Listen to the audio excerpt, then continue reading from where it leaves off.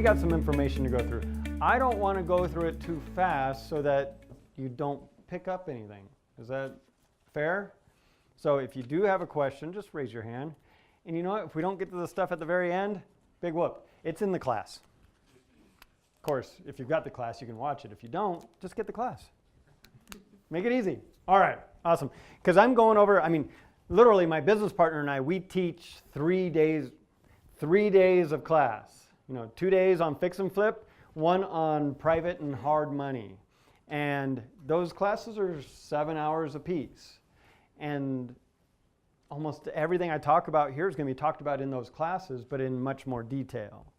And I think my favorite thing about being an investor, and then investor turned, not even turned, it's more investor with the side hobby of voluntarily sharing my time to help other people become investors as well. My favorite thing about that is having people come up to me and say, I watched your classes and I applied some of the principles you taught and I did a fix and flip, or I saved $6,000 on my fix and flip, or I made some profit, or I raised $110,000 in private capital so I can go and do a fix and flip.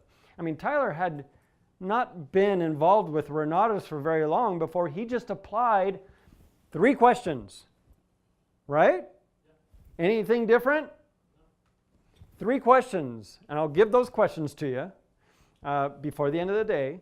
3 questions that you can go up and start talking to people about investing with you, using their money so you can go and invest, go in and invest. Wow, is that hard to say? Go and invest. And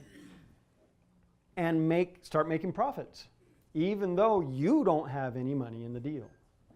And so, anyway, we just finished up about this condo here, making sure you watch market trends. The market was going up dramatically, and so we had to foresee, kind of project what that condo was going to sell for, and it worked out all right. Most of the time, a market doesn't go up, and then flatten out. There's gradual turns going from down to flat to up to flat to down, right? It's not like the stock market where, hey, we're at 18,000. No, we're not. 16,000. It must have been a bad day. I wonder what happened. And who knows? Someone sneezed to the left instead of to the right, and everything went bad. So who knows? All right, so our next step here, we talked about determining the ARV and analyzing market trends. We're going to get into estimating your repair expenses, because that's one of those expenses you're going to have to be aware of. If I know how much, here at the end, what I'm going to sell my house for, and I'm trying to determine how much I want to pay for it, I'm going to have to take out the cost of repairs. Before I do that, I'm going to have to know what kind of repairs I need to actually plan on, right? You guys feel me? Do I need to put granite in every house? No. Do I need to put tile in every kitchen? No. Can I put linoleum down? Depends what the market bears. Because if I go in and buy a $50,000 house in, let's say, in the ghetto of, is it Ogden that has some ghetto areas? Some of you might live there, I don't know, but yeah, what? Magna. Is that what that's called? No, I think there's that's out west. Oh, is that out west? There's some real inexpensive houses? All right, low cost housing. Okay, so if you go and spend, 50 grand on a house, and you put 50 grand into it, hoping to get $150,000 for the house, when nothing in the area is sold over 75, you're going to run into some issues, okay? So let's fix it up to the top of the market and then sell it at top of the market. So we don't just do a fix, we do a fix and then a flip, okay? So what should I plan on? Here's an example for you. If I've got a house that the ARV here is 265 because I looked at the comps in the area, what house should I make it look like? Should I make it look like the big house on the hill that is sold for $400,000? Should I make it look like the house that is got a pool and a barbecue and a palapa out back? Yeah, that's right. You know, that would be your house right there. No, and you know, do I want it to look like this $290,000 house, or maybe I just make it look like my house? I like granite. I'm putting granite in the house. Is that a good plan?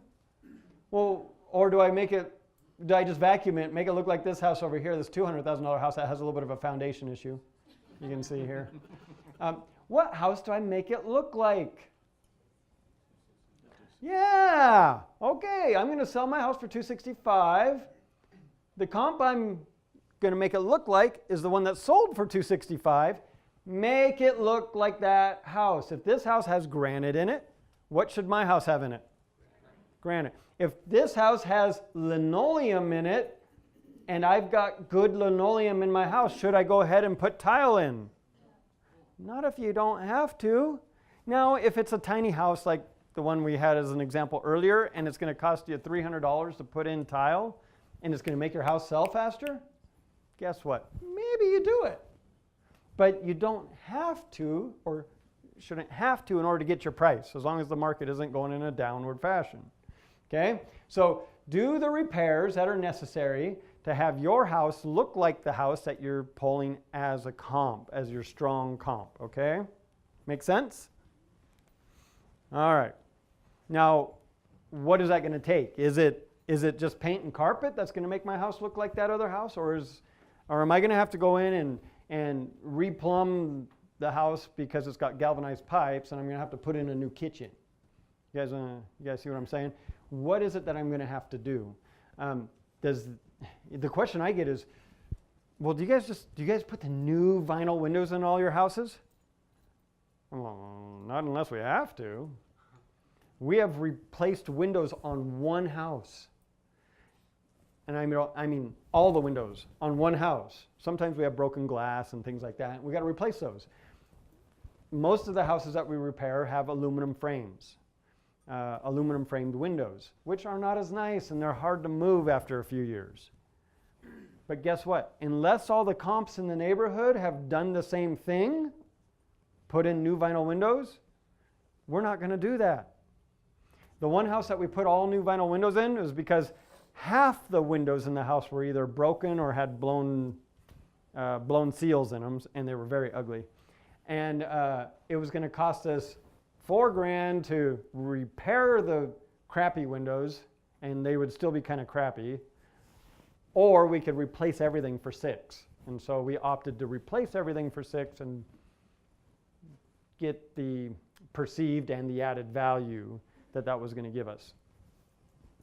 All right, so know kind of what it is that it's going to take to get your house, your subject house, the house you purchased, to that comp's, or the house that you're looking to purchase, to that comp's same value, the same look and value.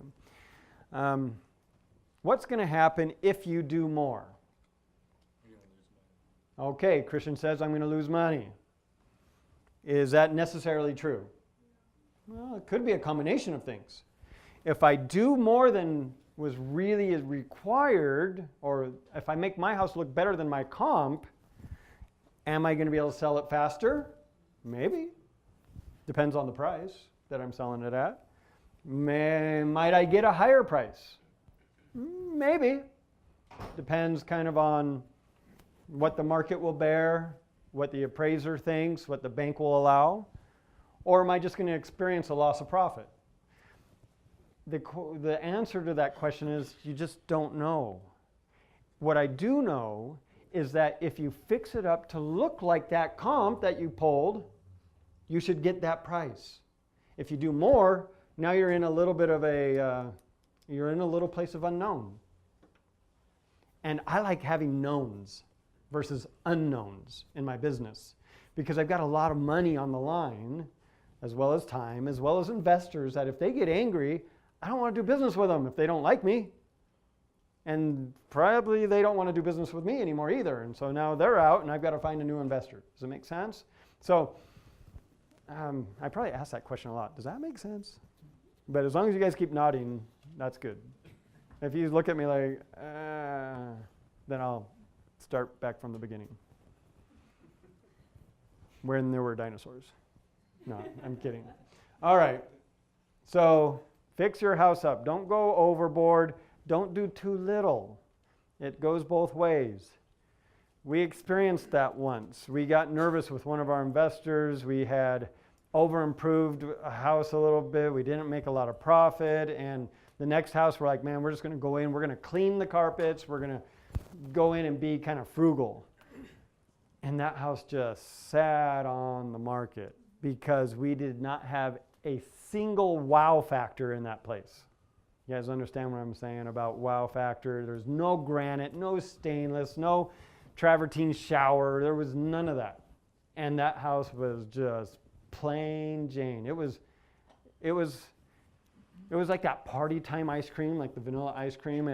It's not even like milk based. I don't know what it's made out of. It's synthetic or something. It is not desirable. And it's the stuff you get out for the kids, and you're like, yay, ice cream! And you're like, I'm going to go now get the Tillamook or the, what's really good out here? Or the BYU Creamery container. And then the adults eat that because that's quality right there. So fix it up like vanilla, but good vanilla with sprinkles on top. Yes, does that make sense? With sprinkles on top. Don't do Rocky Road. Not everybody likes Rocky Road. Okay? Fix your house up kind of vanilla, but with sprinkles. Give it some wow factor, but do it in neutral colors, stuff that the majority of people are going to like. Don't do a whole wall of floor tile. You may have never seen that before, but I have. And I don't know why someone did that. For some reason, they thought it was a good idea. Apparently, the tile guy bought too much, and they couldn't take it back. And so they put it on the wall, too, and it was like, what the heck? Is this a hospital? Am I in the bathroom? It looks like a living room, but, it was kind of weird. So, yeah, just do things that make your house desirable for the masses with a little bit of wow in there, all right? So know your area. What are the typical repairs in your area? The way we kind of found out this was I was tracking houses that were sold at the auction, not ones that I bought, but someone else bought. And I went and drove by them, and I looked through the windows before they had sold, so there's nobody living there. And I brought a contractor friend with me and says, hey, what do you think they did to the house? And it's like, well, they repainted, they cleaned the carpets in this one particular house. They put in all new landscaping, just sod. And I'm like, well, how much do you think this would run you if you did all the work yourself? He was a contractor. If you did this work, how much would it cost? About $6,000. I'm like, wow, okay. And so I got an idea of what these houses were having repaired on them when they were being flipped. So don't be afraid to look at your competitors and what they are doing. Because if they're doing it and having success, is there any reason for you to reinvent the wheel? No. And there's so much real estate out there. Is there any way that any one investor is going to be able to purchase it all? No. And I've met guys that had $1 billion at their disposal and could not purchase it all. And so don't be afraid to go see what other people are doing as well. Learn what to do, see what others are doing in your area so you know your competition. I think I've said that like 16 times, sorry. But do it. In our area, the repairs are generally paint, carpet, landscape. We do a little more depending on the house. Sometimes we want to make the house turnkey. So if there's a broken window, fix it. If there's a door handle problem, whatever, fix it. We want to also make it kind of up to date if we're going to bring it to the top of the market. And so we're going to do some lighting, we're going to do some fixtures. Appliances are not necessary, but they have a lot of, perceived value. The woman that comes along with her husband when she sees new appliances, how do you guys feel, women in the room? New appliances good? Yes. Or cleaned appliances? New. Stainless steel good? Or just white or black ones? So give them a little something to be excited about. You know, telling you, if there's a husband and wife there and they're looking at your house and the wife's very happy, she has a lot of pull. Husband buys the house, wife makes the decision which house that is. You know, sometimes. Not in all cases. But yeah, if it has a garage, and there you go. Husband's happy. So there you are. So I might be stereotyping a little bit there. So what are the typical repairs in your area? You can find that out. Go and visit some of these houses. What did people do? Just know that it needs to be kind of, if you're going to sell at the top of the market, it needs to be turnkey, and it needs to look like the houses that are selling at the price you want to sell at. Okay? We're going to get into build in what it costs to sell the property. Did you guys know that it actually costs money to sell a property? Does that make sense at all? In what other business does it cost you to sell something? Somebody comes in, they see what you have, they like it, and they pay for it, right? Done. Bought myself an iPhone. No problem. No, with real estate, there's other costs involved to sell the house. What are those? Well, you might have an appraisal that needs to be done. Not always. Sometimes the buyer will provide that appraisal. But there was a time, and there might still be a time, depending on where you're at and what lender is being utilized, where there might be what is called a 90-day flip rule. You guys heard of that before? That's not universal. Depends on the lender and if they implement that or not. But if there's a 90-day flip rule, they're going to pay for the appraisal, and then they're going to check title, and they're going to realize that, hey, you haven't had this property recorded in your name or in your business name for the last 90 days. So there's going to be a second appraisal, and you're going to have to pay for it. That doesn't mean we get to choose who the appraiser is going to be. They still choose the appraiser, but it's a second appraisal. And that might cost you $400. There's going to be escrow fees, property taxes. Even though I only own the house for 90 days, I've got to pay for the property taxes, a prorated amount of property taxes during that time. So if my property tax bill is $1,200 over the year, over 3 months, over 90 days, I'm going to end up coming out of pocket $300 for property taxes. I wish my property taxes were only $1,200 a year, though. You're going to want to provide a home warranty. Do you have to? It's not required. Why would you provide a home warranty? I heard somebody say something. Peace of mind. For who? The buyer, as well as for you. Yeah, the seller. You. Because the last thing I've never lived in this house. We fixed it up nice. It went through inspections, not just ours, but their home inspections. Does stuff happen, though? In California, it doesn't rain a lot. We had one house where, if we see a water stain on the ceiling, obviously we've got an issue, right? We got to get the roof repaired, and then we got to fix it. If there isn't one, we assume the roof is doing what it's supposed to do. We had one house where we sold it, and 3 months later, it rained, and the roof leaked. And the agent for the buyer calls Kendall, because they were in communication when the house was sold, says, "Hey, the roof's leaking at our house." And it's like, well, why are you calling me? It's your house. It wasn't quite like that, but that's what I was thinking. Yeah, and you're calling me why? So Anyway, we're like, hey, look, you got your buyers. When they bought the house came with a home warranty. Call the home warranty, get it fixed. Really? Easy as that. Boom. It takes liability off of you. Does that make sense? I don't like to carry liability. And I try and move that off as much as possible. So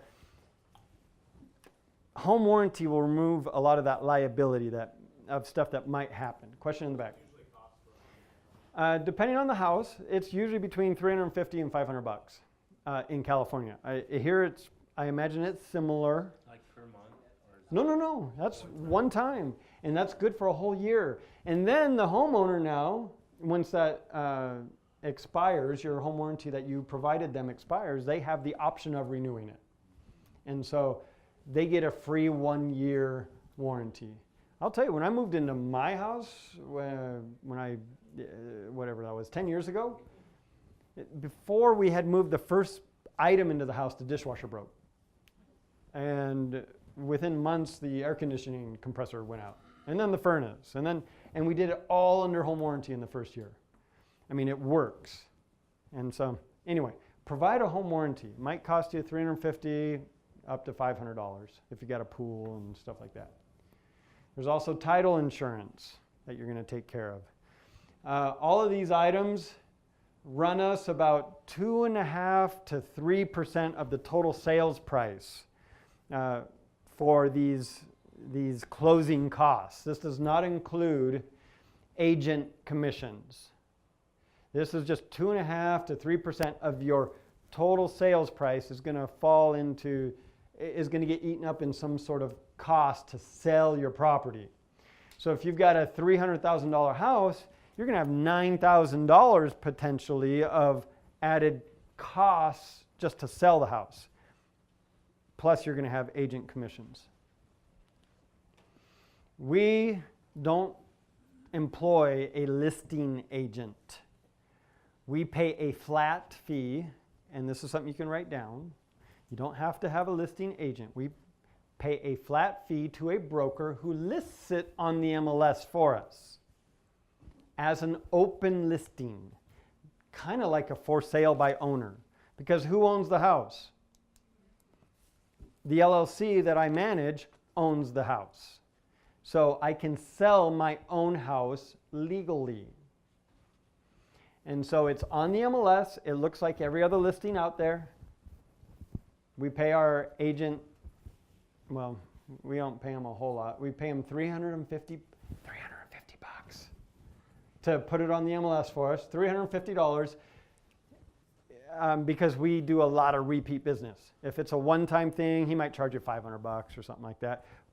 And it took us a little while before we found the right guy. We had a friend actually who is a broker, and Kendall approached him and says, "Buddy, hey, would you be interested in just throwing our houses on the MLS for $300 or $300? You know, just to put it up there, no open houses, no nothing." He looked at him straight in the eyes and says, "I'd rather reorganize my sock drawer." You're like, is that a no? You're like, well, alrighty then. And oh man, it was awesome. And a couple other people are like, they're like, "Oh, I want to do your listing for you. I want to do your listing." I'm like, "Well, we'll only pay $300. Only? You're like, "Yeah, only $300. You don't have to do anything else." I mean, come on. Houses virtually sell themselves nowadays because they're online on 15 different websites. As soon as someone finds one they like, they call an agent and go, "Hey, I want to go look at this house." How much work did the agent just do? They picked up their phone. So we haven't had, now this is in our area, we haven't had to employ a listing agent ever. And Kendall just has his name and number at the bottom of the listing. Says, with questions, for offers, whatever, call Kendall Stock. And they call Kendall, and Kendall just sells the house. He enjoys that. He loves that. Me? Not so much. I'm the analytical one. I'm not the sales one. Besides, I'd be like, people ask me, well, what are you looking for? Well, let's pray, or whatever we're asking for it. Is that all? Yeah, I guess. He'd be like, no.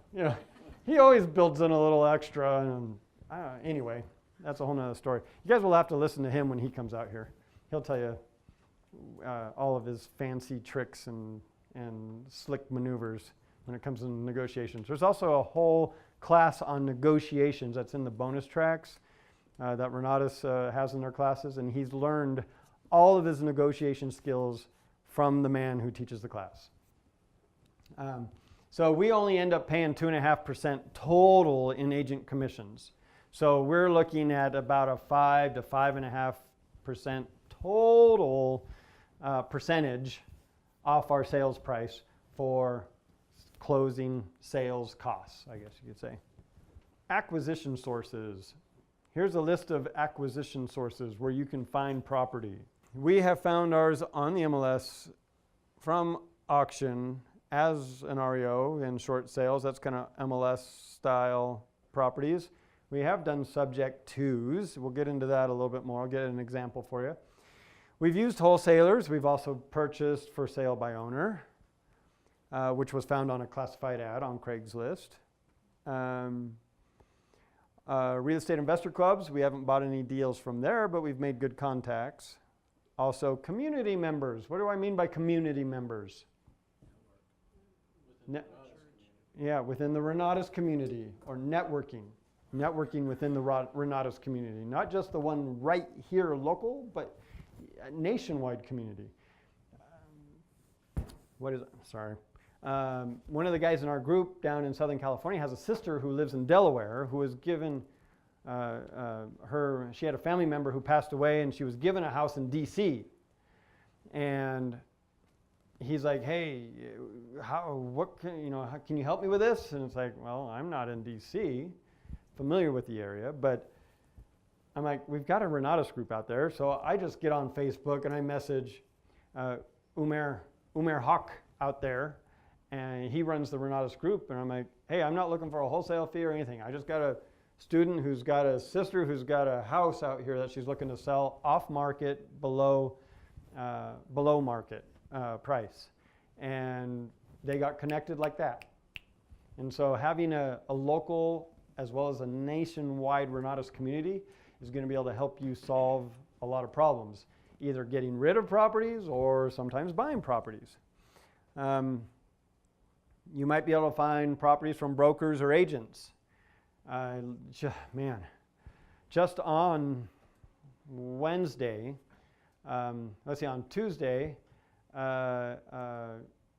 one of Kendall's students set up a meeting at a broker's office with a bunch of agents. Now, agents and investors, you find them working really well together? Yeah, Richard said oil and water earlier. Yeah, it's very similar. And you'd think, why would agents not think like investors? Well, they were taught very differently. They know all the laws and all the rules, and they're very by the book, very stringent at times, where investors are very creative, and so very different mentalities. And so Kendall's like, well, I don't know what I'm going to tell him, and I'm probably going to make a lot of people upset, but we'll see what happens. He goes to this meeting, he makes a contact, builds a relationship with an agent by the name of Anna, who has a client that has a big problem.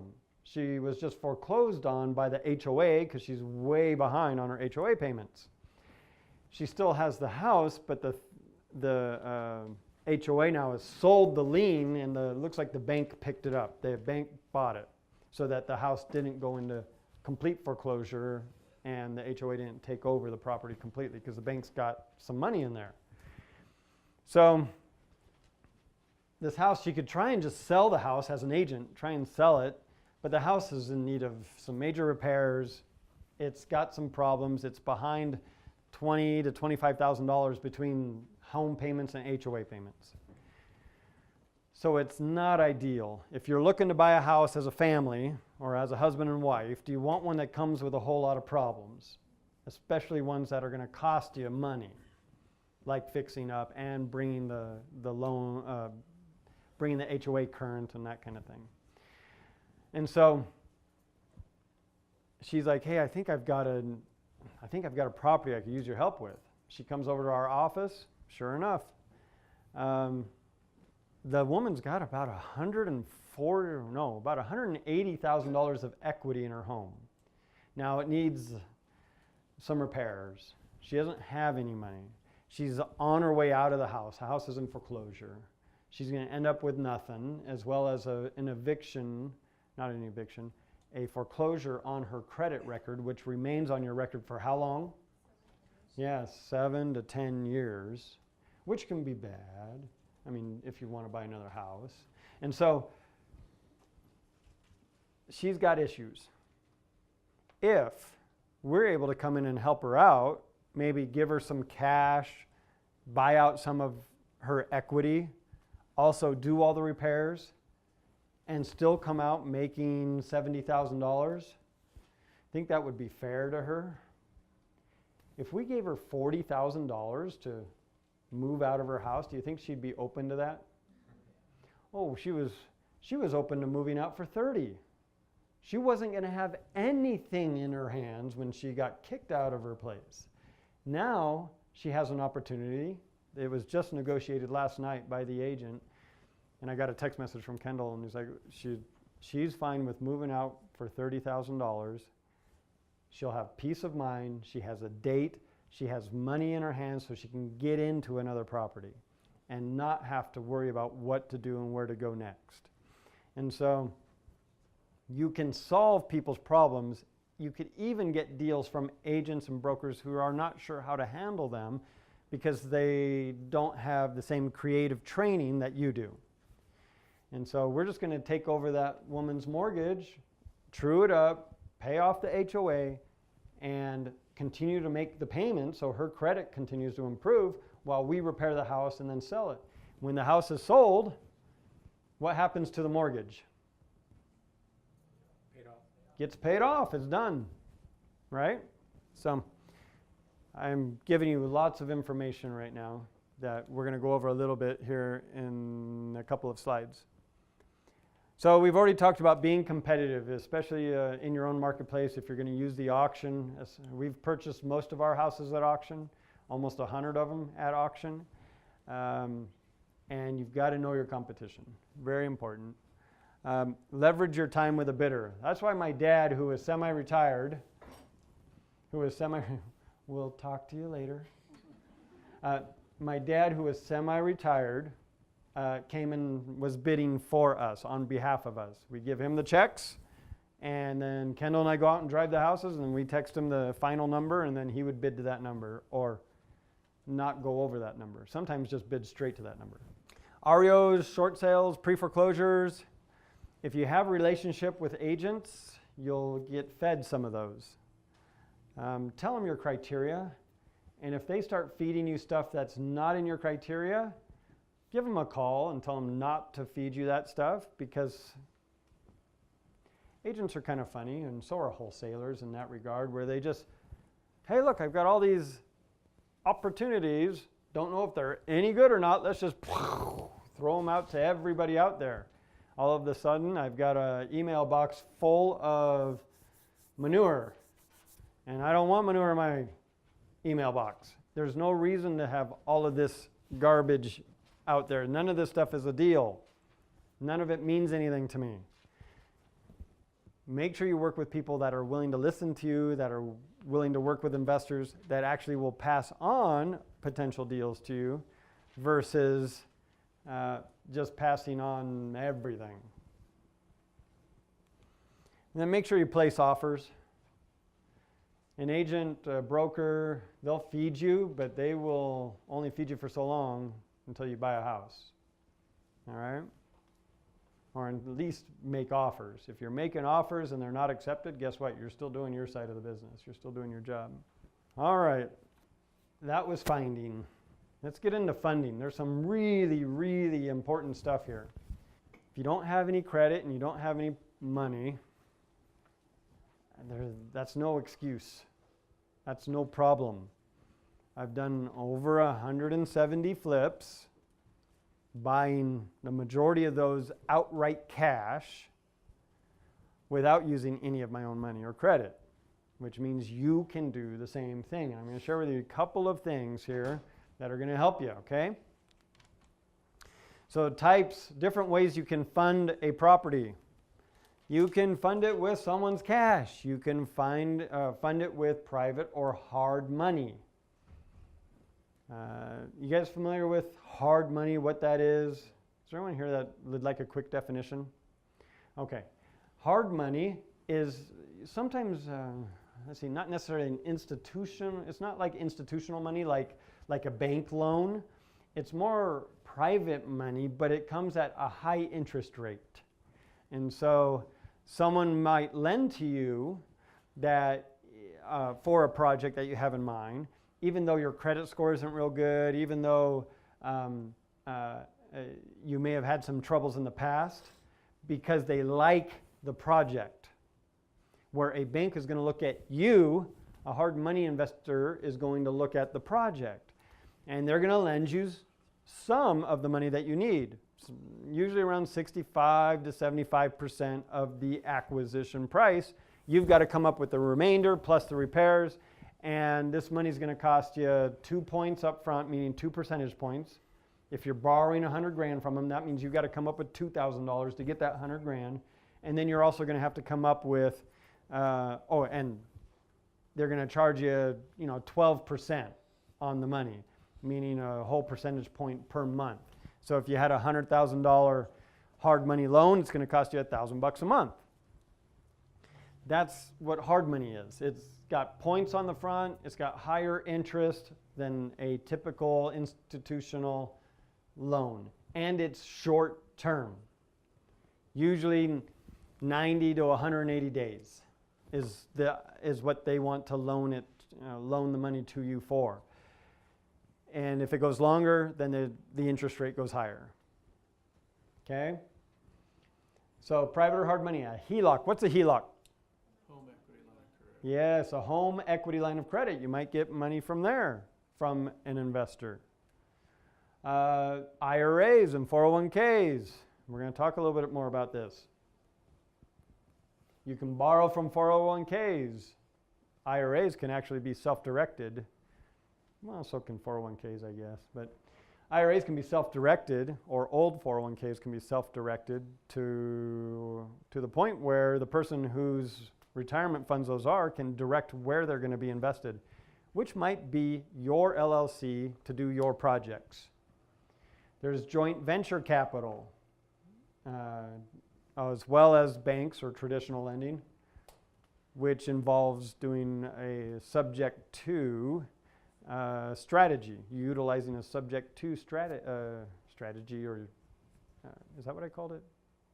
Anyway, subject to strategy. Let me give you an example of a creative purchase. This house here was on Monticello or Monticello, depending on where you're from. And the front door is actually in here. It's like the guy's got like a really big mustache here. I mean, right? You can't even see his mouth. But no, the front door is actually in there. And the way it was presented to us had an agent who found this deal who says, look, we'll sell it to you for $250,000. I was estimating it probably needs about $20,000 in repairs, $20,000 for selling costs, because there was some added costs in there. Our doing business costs are around $6,000, and which all comes to $296. And I figured if we really push the envelope, we might be able to sell the house for $310,000. That was our potential ARV. So what is that in profit? 310 minus 296 is $14,000, which if we had to bring $300,000 to the table, that would only be a 5% cash on cash return to our investors over that time frame. And we want them to have more of a 20% annualized return on their money during that time frame. So this deal just really wasn't going to work for us. And so we did it differently. We employed the subject to strategy where we just took over the payments. We caught up the mortgage, we took over payments, and so our acquisition on the property was $32,000. We paid a wholesale fee, we caught up the mortgage, and we also paid out some of the equity to the owner. So that came to $32,000. That's what we had to come out of pocket to get ourselves into the house, get ownership of the house. There was only $16,000 in repairs that we performed, so a little less than we had originally thought. But you can see our selling costs went up a lot. Why is that? I heard something there. You had to pay for the house. Yeah, we had to pay for the mortgage, right? Because the mortgage was still in place. And our doing business costs weren't 6, they were actually 10 because we did a transfer of title into our name before we started doing work on the house, which had some added cost to it. And so here we are, we're at 290, and what did we sell the house at? Yeah, not 310, we only sold it at 305. So what's our profit? $15,000. How much different is that from the first example? $14,000 profit on the first example, and that was a no-go. We do it differently, we make $15,000, and it's a great deal. Why? Right, a lot less money out of pocket because we had to come up with $300,000, or maybe not the selling costs. Let's say it's $280,000 out of pocket to do the deal this way. To do it this way, we had to come out $32,000 plus repairs plus our doing business, which is $58,000, so $60,000. We had to come out of pocket in order to do it this way. And it's not assuming the loan, we're just paying the mortgage for them. The mortgage remains in their name even though we changed title on the house. Does that create some risk for the people that are giving up the house? Yeah, because if we stop paying, do we get hurt? No, their credit gets hurt. But do we have a vested interest? We buy the house, we're looking to make money. We gave them $32,000 in wholesale fees, in catching up the mortgage, as well as paying out some equity. Do we want to lose 32 grand? We haven't lost money on a house yet. I should say, we haven't lost any of our investors' money on a house yet. One time, Kendall and I did a house and where we just borrowed money, and we lost some money on that one. Maybe we'll talk about that later. Not a lot of money, but we did lose money. It was terrible. So we only had to come out of pocket 60 grand. We had a vested interest. We had monetary interest in the property, so we're not going to not make the payments. Make sense? And so we just made the payments while we were repairing the house. It sold for $305, a little less than what we originally wanted. But what cost do we have every month on this property? A mortgage. That's not typical in our business. How soon, if the mortgage is $2,400 a month, how soon does that $5,000 get eaten up if we're trying to sell it at $310? Yeah, 2 months. If it takes us 2 months to sell the house for $310 at top of the market, 2 extra months, I should say, then selling it at $305, we did ourselves a disservice. Our ROI went down. We had the same exact profit number in the end. And so we took the first offer, it came in at $305. That ended up being a 25% return on our money over that period of time, an annualized return over that period of time. The mortgage that was left in place, did I raise that money? No. Yes. Did I have to go raise it from an individual? No. Did I acquire funds, though, to do my project? Yes. It wasn't a loan that I qualified for, but it was a loan that the previous owner had qualified for. Raising capital doesn't always mean I'm going out and looking for cash. We raised on this house, whatever it was, the mortgage, I don't remember, $185,000 or whatever it might have been, mortgage on this property by negotiating with the previous owner to allow us to take over payments. Bank never knew anything happened because it went from his check that was paying the mortgage, not very well, but paying the mortgage, to our check paying the mortgage. Does the bank care if the check is good? I mean, they care if it's good. Do they care whose check? Do they care whose check it is? No, they don't. So where did you get the other money from, the repairs and costs? Yep. Now that had to be cash.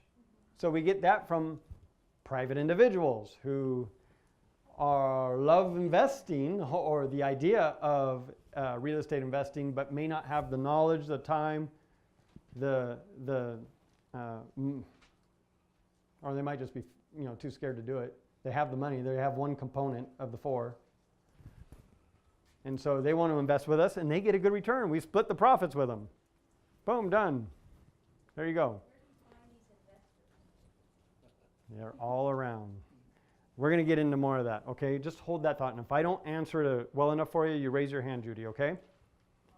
Is it Judy? Yes, it is Judy. Okay. Very good.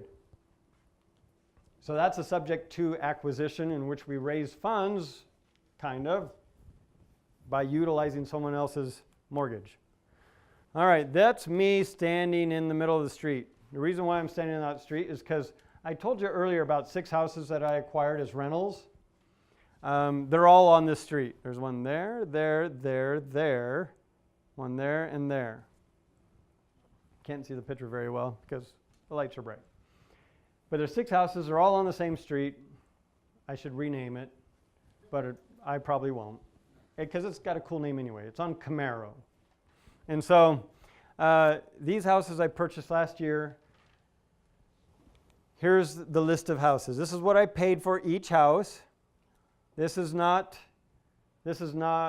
are not in disrepair.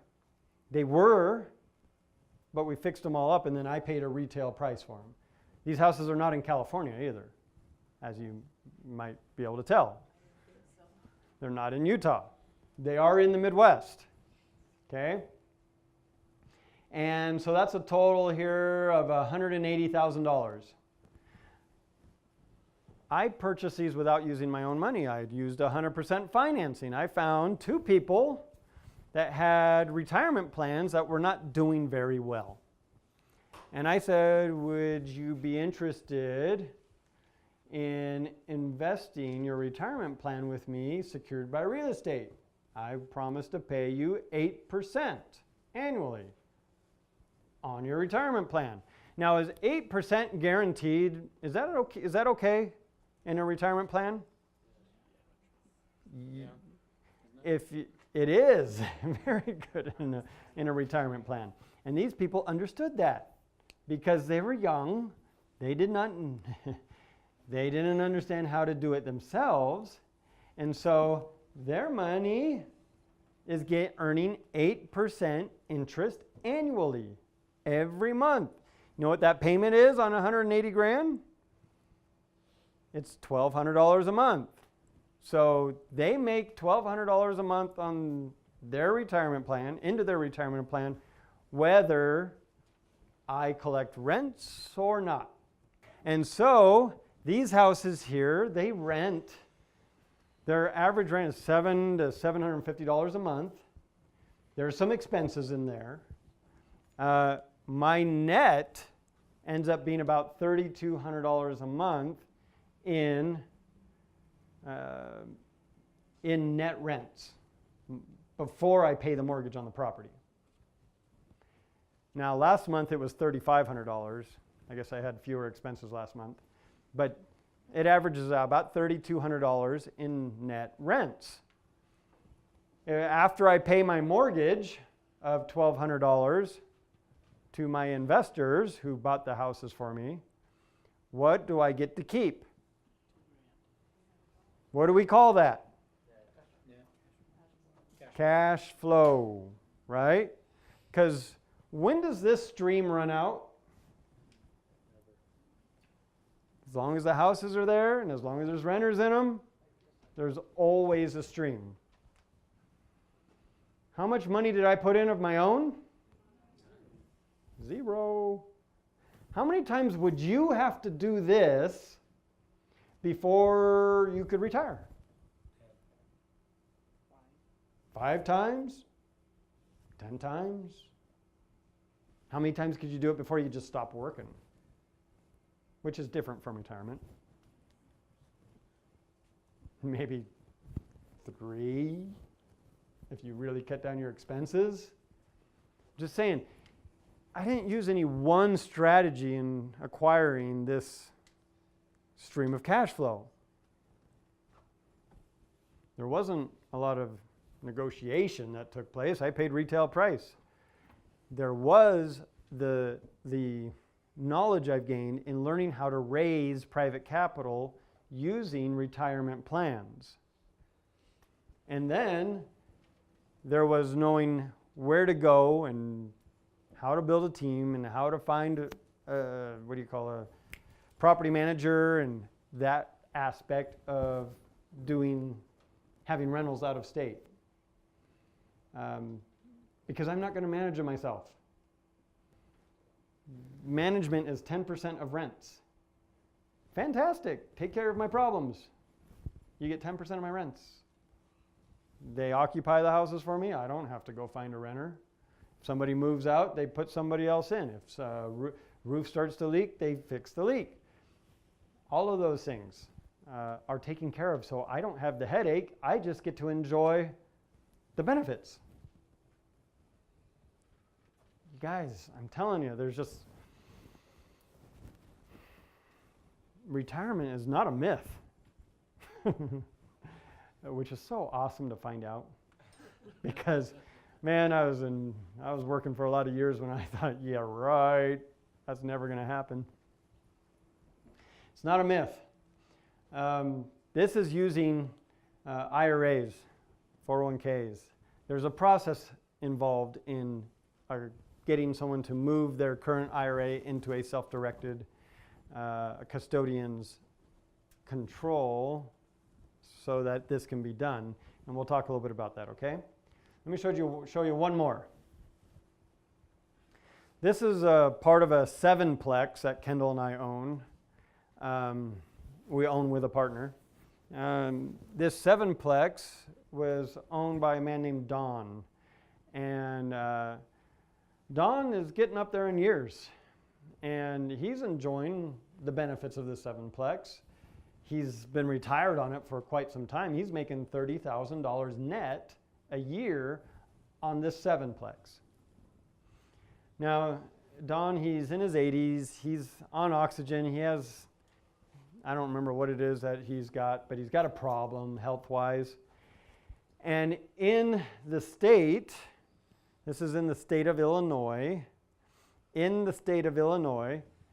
if you end up having to go into a nursing home or have to get long-term care, the state of Illinois will assume they will seize your assets that you have that are not in a estate plan for at least 5 years. They will seize those assets and then sell them to pay for your long-term care. Right? Seems feasible, because the state otherwise then has to then pay for everyone's long-term care, and that just doesn't work out very well for them. And so Don had not put his estate in order. He was pretty sure that he was going to end up in a nursing home in less than 5 years. And if that were to happen, what happens to his 7-plex? It's gone. How much money do his children get? Nothing. And so he had an issue, a problem here. Now, Don wanted to sell this 7-plex for $90,000. Sound like deal or no deal? You're saying, let's buy it now? Okay, that's what we said. Buy it. Well, Kendall, I had our broker go by and he gave us a BPO, a broker's price opinion. He's a professional. And he says it's only worth 68 based on the other plexes in the area. Right, 68, we'll buy it. Well, is Don going to sell his 7-plex for 68 grand? No. Are we going to pay 90 grand for it? Not necessarily. So we've got ourselves a quandary here. We're going to have to come to middle ground. And so we ended up, it wasn't 90, it was 95, sorry. So that was why it was no deal. No, I'm kidding. So we settled on $75,000. And if the seller gets their price, what do you get? Right? Your terms.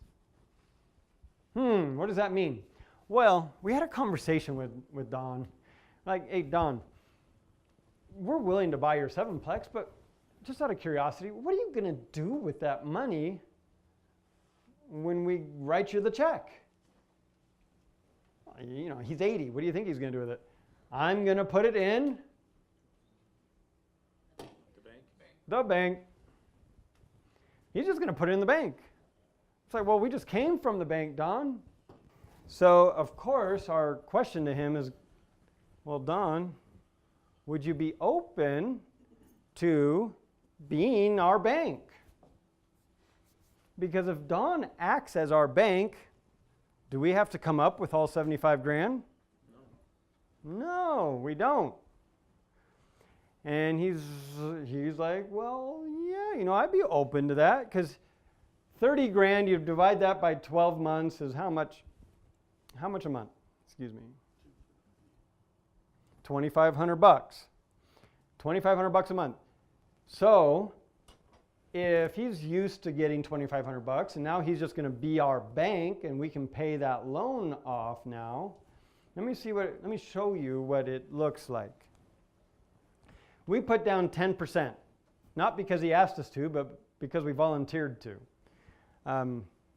That wasn't even our money, but so be it. He was making $2,500 a month in cash flow. Now he's got 36 payments. We owe him 36 payments. We're going to have this 7-plex paid for in 3 years, which means our payment's $1,863. Multiply 1860, well, let's see. I'm sorry. His payment is $1,863. What's the difference between $2,500 and $1,863? $637. Multiply that by 12. All right, so $76.44. So all the money we invested was $7,500, and in the first year, how much do we get back? $76.44. Barring no major catastrophes or issues, right? So in the first year, we've now made 102% on our money, and we haven't even paid the loan off. Second year is beyond that. It's a similar, but it's more than. Now we've already made 100% on our money. We've already paid that back. Now it's just cash flow. We make another $7,600. Third year, another $7,600. Fourth year, how much do we make? $30,000 if we don't raise any rents. How many of these do you need to purchase before you can retire? 1, 2, maybe 3 if you got a pretty good job. Did Kendall and I go out and find the best deal out there? The only deal out there? No, of course not. This is no unicorn, right? In fact, the guy called us because of a newspaper ad. And we weren't looking to buy a 7-plex. We were looking to buy houses. But this opportunity came along. My guess is you can find one that will do this that you don't have to put any money down on. How cool would that be? I mean, I'm just saying, it's not because I'm in front of the room and that's why we have this. It's not because I'm an instructor for Renatus and that's why we have this. No, it's because I took some action with some education in a community and applied it. And then when stuff like this comes along, I can logically think to myself, how do we make this work? 30 grand a year. Now, if I did it all by myself, that would have been super awesome. But I'm okay with having partners. Having someone act as your bank is just, it's really a lot like any other investment tool where you might utilize traditional lending. And so Don here, he wanted 5% return on his money. And that's where the 1863 came from. So he's going to get some interest. And that's okay. Because if we had to go try and fund this traditionally, it might give us a problem unless our credit is all in check and we have 20% down and all that other stuff. And it takes time. With this, it was a negotiation, a couple phone calls, meet him in person, play with his cats. They had smelled like he had like 25 in his little double wide there. But anyway, and just solve his problem. The education in the Essentials program that Renatus has is going to go over how to use people's retirement funds for your real estate, how you can create a win-win situation there. It's also going to tell you how to set up your business. It's going to create a really strong foundation for you so that your business is scalable. So as it grows, your foundation isn't too weak or too small. In fact, I wish instead of calling them the essentials classes, they were the foundational classes. Because sometimes I think we think essentials means, they're like your general ed. They're just basic knowledge. No, not at all. Every business owner, everyone who has a mortgage, everyone who pays taxes, everyone who has a job can benefit from the classes just in the Essentials program. I don't know. I'm just saying. That's all. And this kind of thing, you deserve to do it multiple times so that you don't have to have the weight of having to have a job or having to go to a job daily if you don't desire to. Okay? This is using private money, using Don's money, who actually owned the property. You might think, well, Darren, if you haven't done any deals, how do you do your first one? Where do you find the money to do your first one? Right? Anyone felt that at all? Okay, I'm going to go talk to people about funding my real estate, but I haven't done anything yet. Okay. I've talked to you about learning your competition and about analyzing other people's deals that are happening.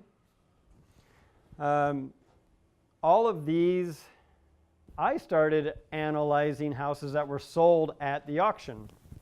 And I wanted to find out what was happening to these houses. Were people just buying them and holding them, turning them into rentals? Were they flipping them? What I found is that 98% of the houses that were being sold at the auction were all being resold later, meaning they were flips. And I thought, wow, that's kind of interesting. Had no idea that this was going on. Then I wanted to know, well, how much do they pay for them? And that was given to me on a list on a website that I could download every week for my county. And so I could find out what they were sold for and when they were sold and what their address was and how many bedrooms, how many bathrooms, how many square feet. Just kind of the vital statistics of the property.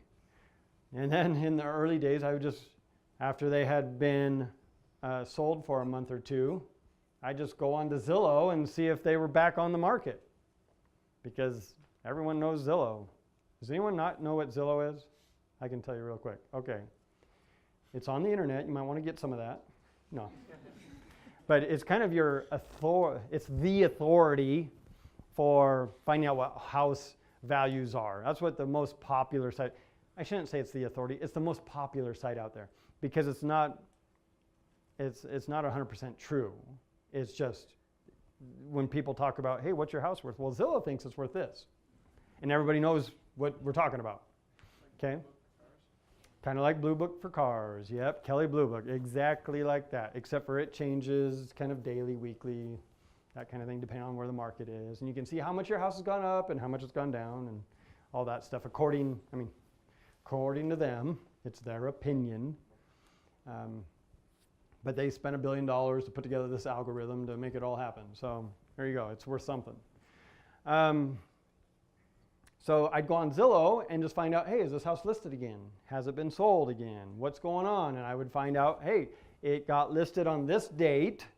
It's listed for this much. It's not sold yet. Okay, big deal. Later I'd find how much it actually sold for. If it was sold for listing price, over listing, under listing. And these houses that were local to me, I just go drive by and see what they did to them. And I had all the information I needed to analyze these properties and find out if I could do the same thing. If you go to the MLS or have a friend that can get on the MLS, they can also download you a list of houses that have sold in your particular area that you're looking for. Okay? They can also find out which ones have been sold and then recently sold again, meaning within like a 6-month period of time. Those would be flips. We talked about this earlier in the day. Get that list, and the MLS is available everywhere. And so make friends with an agent who has access that can run a report for you. Okay? That would be my suggestion. And then you can go and look at some of those houses before. You'd have to look at them from a distance, because now you know they've been sold twice already. So they've been sold to an investor who then turned around, fixed it up, and then sold it to an end user. And so that's a little bit harder, but you might be able to see pictures online, pictures on the MLS of what it looked like when it was being sold the first time versus the second time. You can see what they did, get an idea of what repairs they put in. Anyway, it's all information. It's all information. It's all out there. It's all recorded. Utilize it to your advantage. Now, what does this have to do with funding? Well, in the beginning, I just started tracking houses, and I squished this down real small so I can fit it on 12 pages. But there's about 1,200 houses here that had sold in about a 6-month period of time at the auction there in Riverside County. Now, this was a pretty busy time for auction. This was when we were getting started. And I put thousands of points of data on this spreadsheet.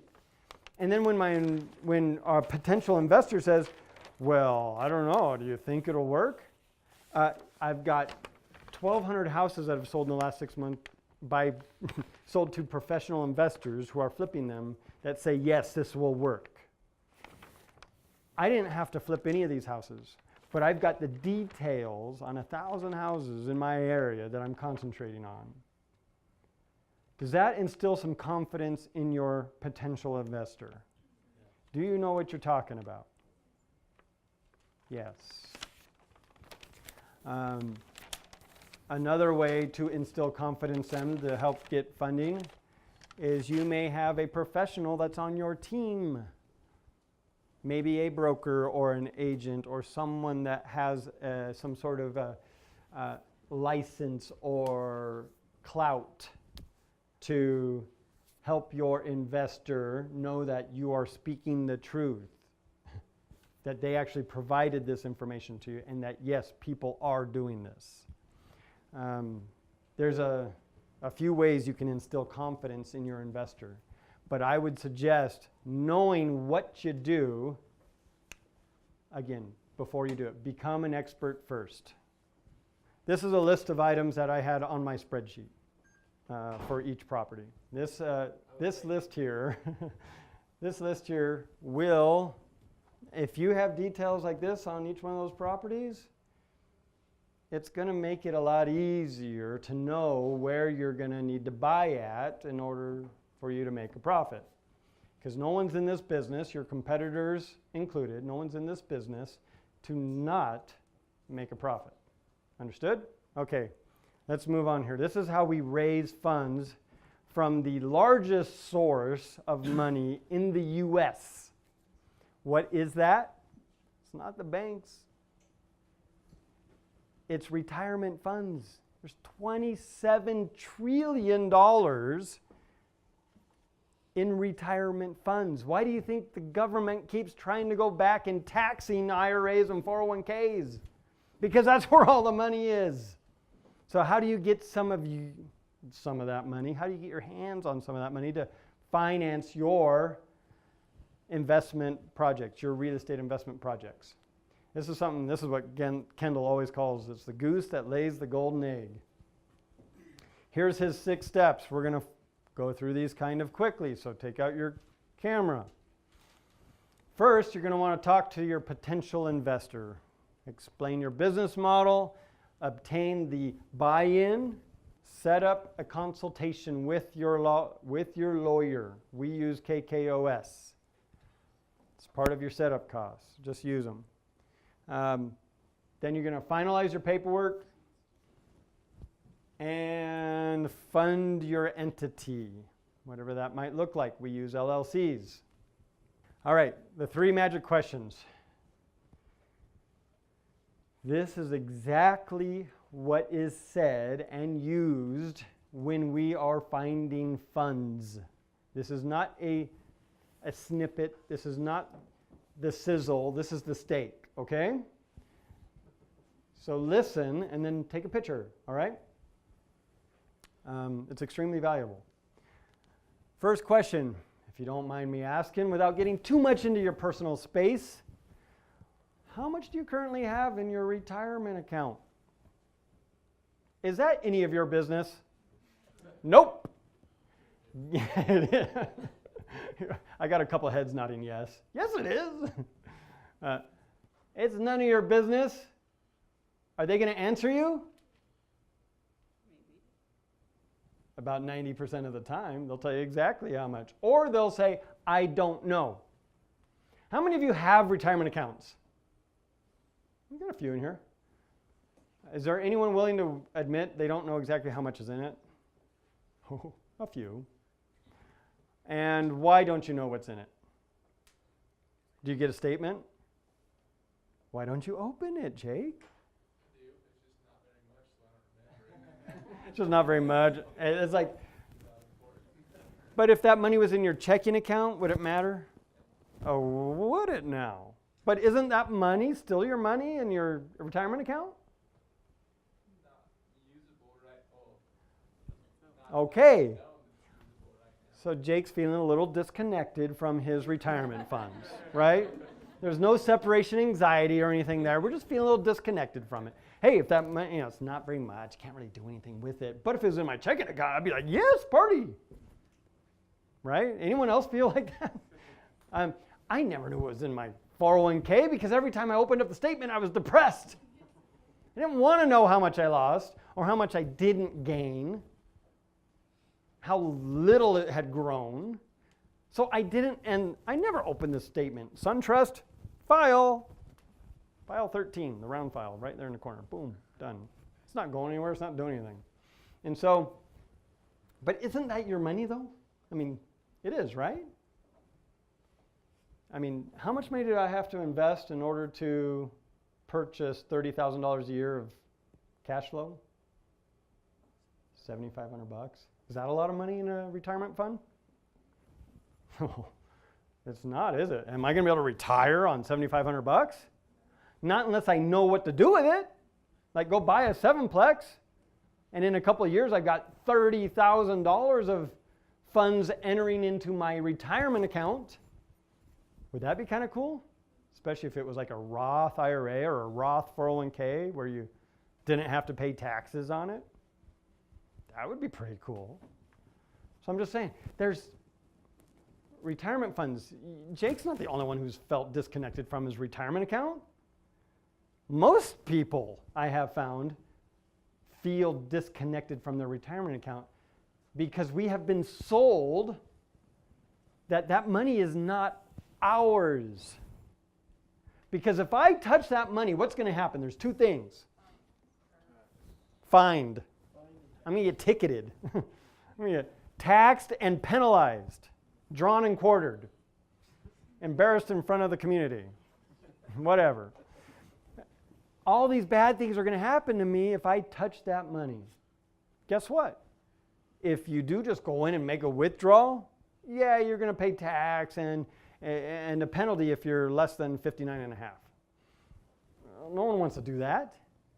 But if your money's held over at Fidelity right now, and let's say you're not real happy with their performance and you want to move it over to,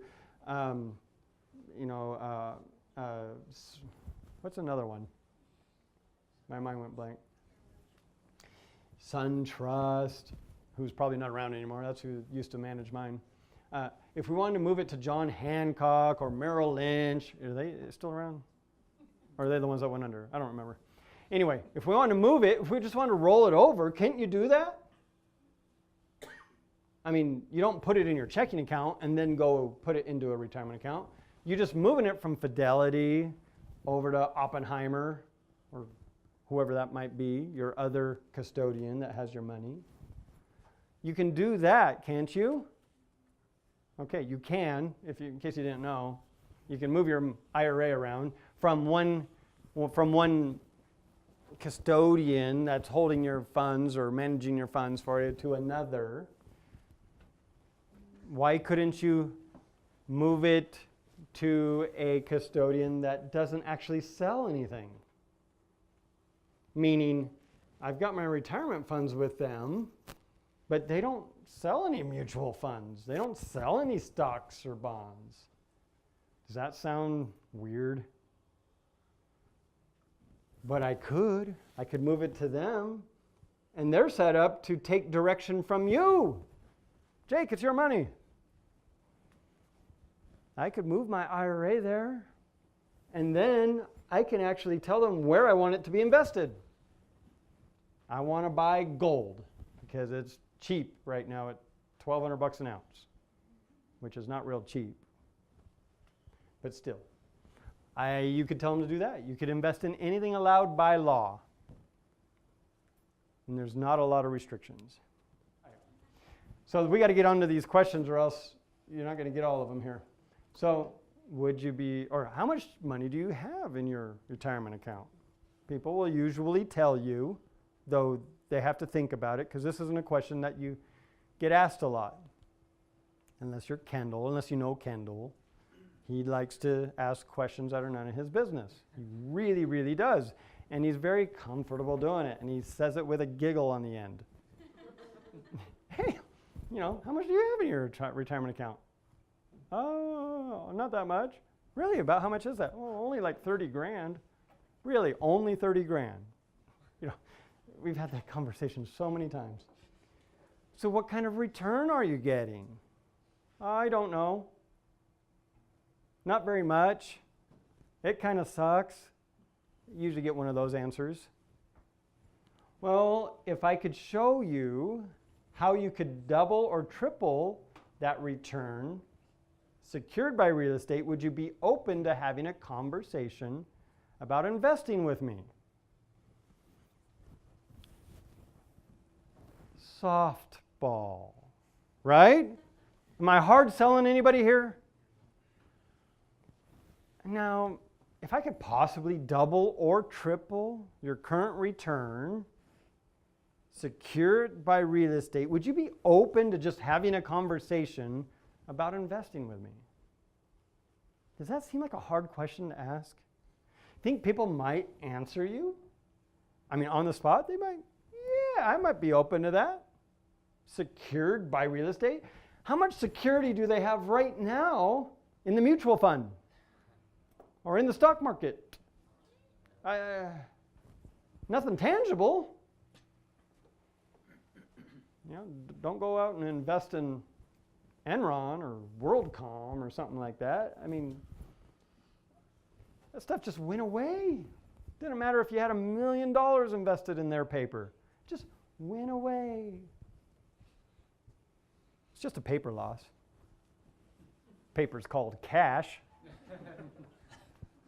All right, everyone take a picture of this if you haven't already. These are the 3 questions. This is how we have raised probably $3 million of the $3.5 million we have in capital that we keep turning in flips. Was using these 3 questions right here through using other people's retirement funds. And they've been very happy with the return they've got from us flipping houses with their money. So that is talking to the investor. Explain the business model. I made a little PowerPoint here so it makes it look easy. Here I have an old 401k. I was working as a nurse. I was working as a mechanic, whatever it was. I had a 401k. I don't work there anymore and it's stagnant, or it's just hanging out where it was.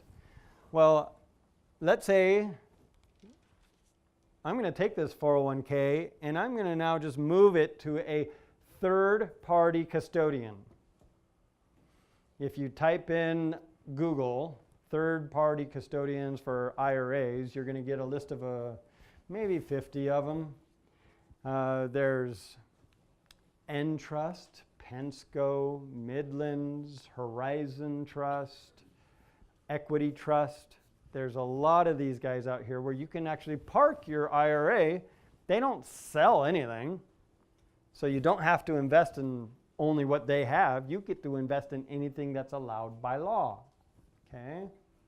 And there's no tax and no penalty when you move your money because it's not ending up in your hands. There are fees for them to manage it or watch over it. It depends on which company.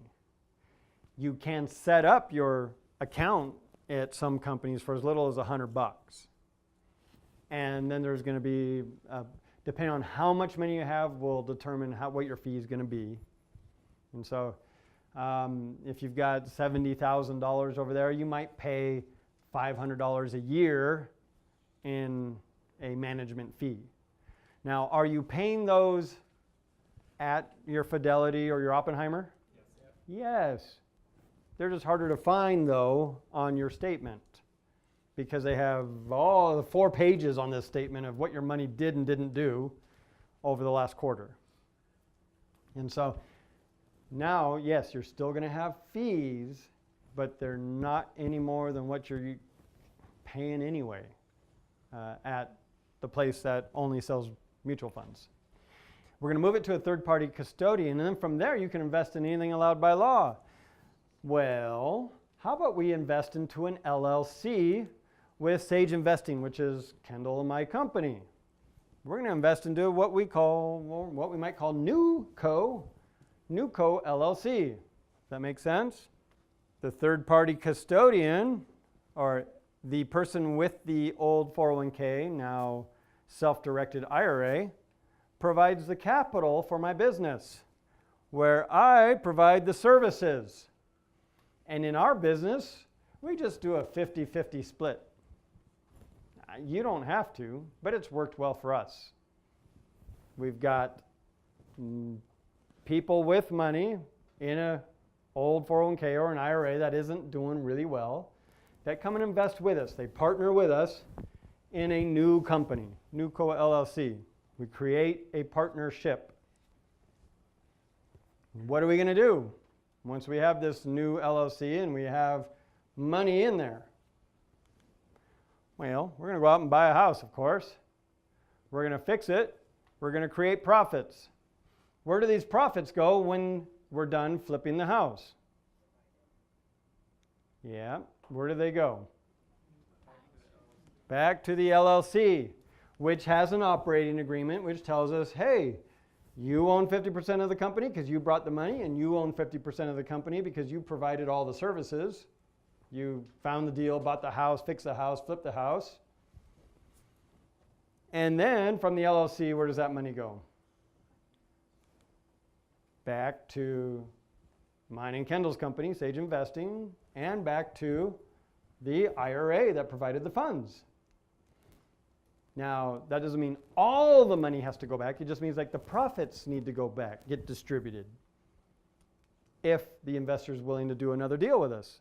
And generally they are. And then what do? We do it again. We go buy a house, we flip it, we make profits, goes back into our company, says we need to distribute those profits. Everybody's happy. All right, obtain the buy-in. What does that mean? Well, once someone says they're interested in investing with you, then you've got to collect that interest.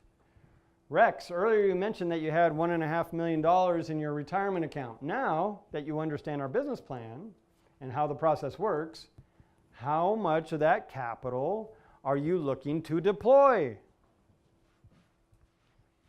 How much of that capital would you be willing to deploy?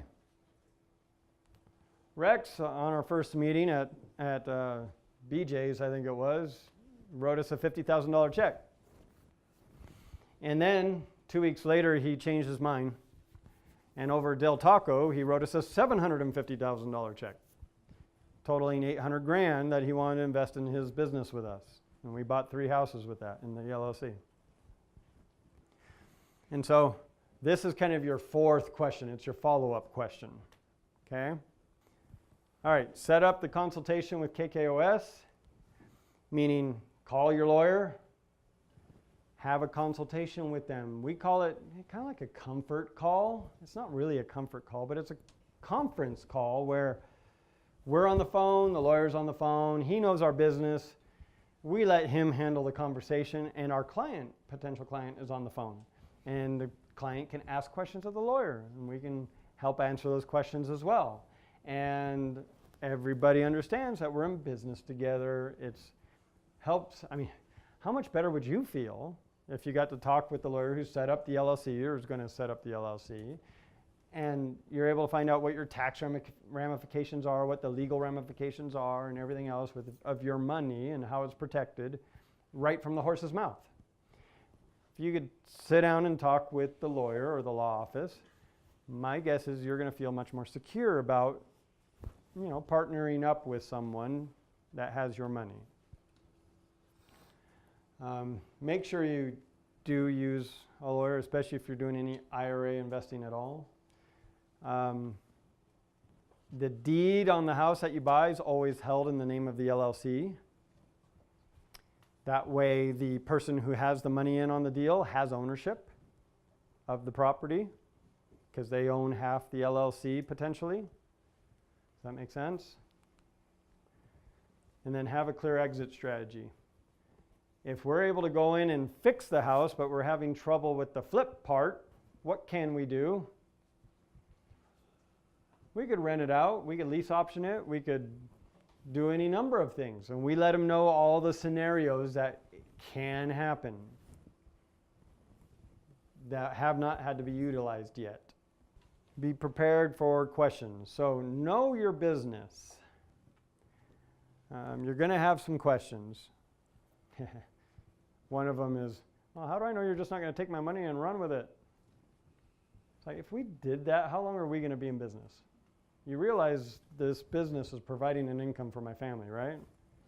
And your $800,000, let's say it was, is not going to set me up nearly enough for me to want to risk myself and my family. I have a reputation that's on the line, and my business is based on my reputation. Besides all of the other legal paperwork we have in order, that means more to me than anything else. Are you willing to partner up? The setup costs, who pays for that setup cost? Well, we pay for it just like paint or carpet. It comes out of the funds that you provide, but we share in that cost before profits are distributed. How's the deed held? Of course, that's held in the name of the LLC. What's your track record? Well, as soon as I do my first one, I'll have one under my belt. But let me show you what's going on in our neighborhood. This right here is. Let me introduce you to my broker who's selling these houses after they've been fixed up and why he believes this is a great strategy. Let me introduce you to Richard in my community and tell you how many houses he's flipped here and elsewhere. And he's a team member of mine. He's a friend of mine. Let me introduce you to Darren and Kendall. They actually teach people how to do this. They've done 170 flips in 6 years. They haven't used any of their own money or credit. I mean, you've got what Renatus provides or creates.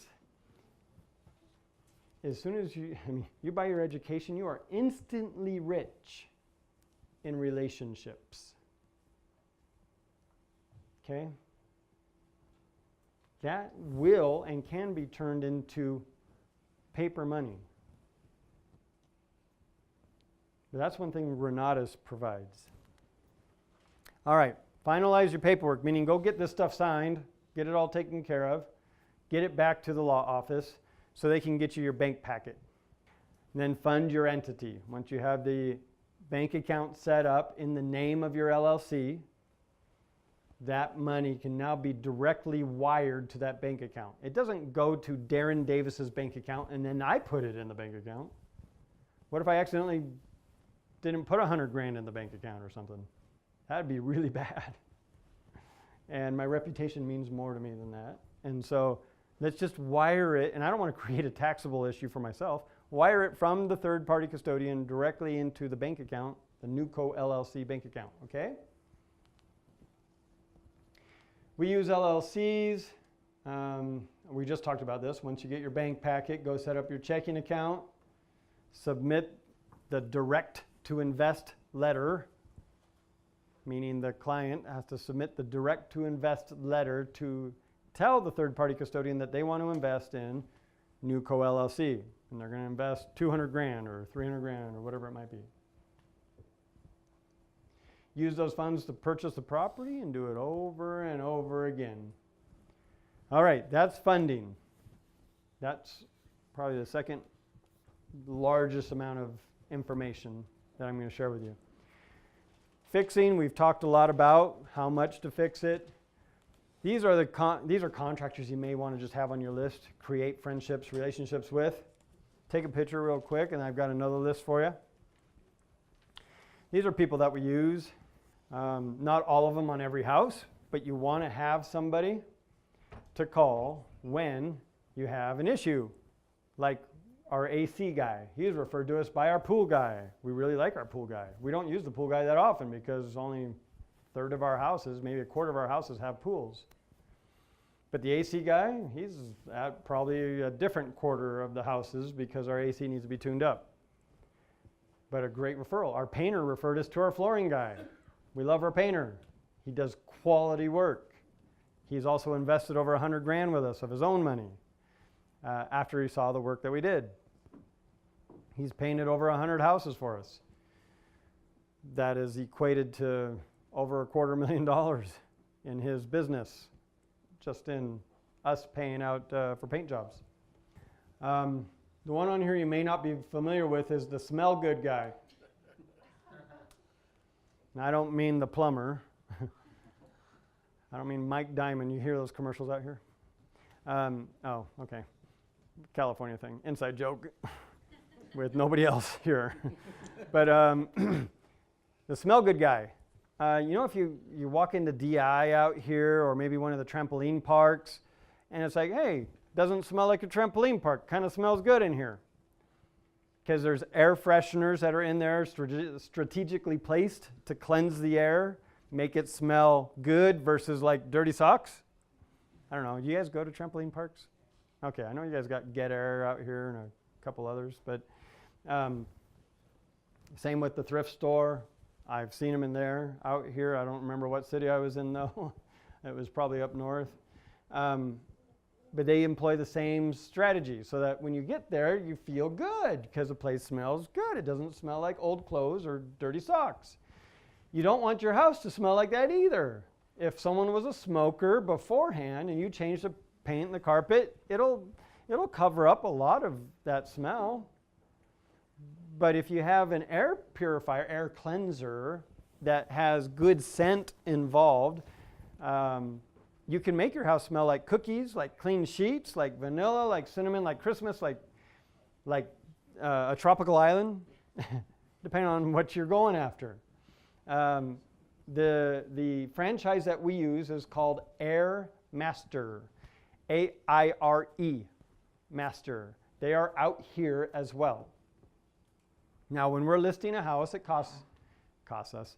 We invest about $100 a month into the smell good guy, and we have had people who bought our houses that said specifically, multiple times this has happened, said specifically the reason why they bought our house is because it smelled good.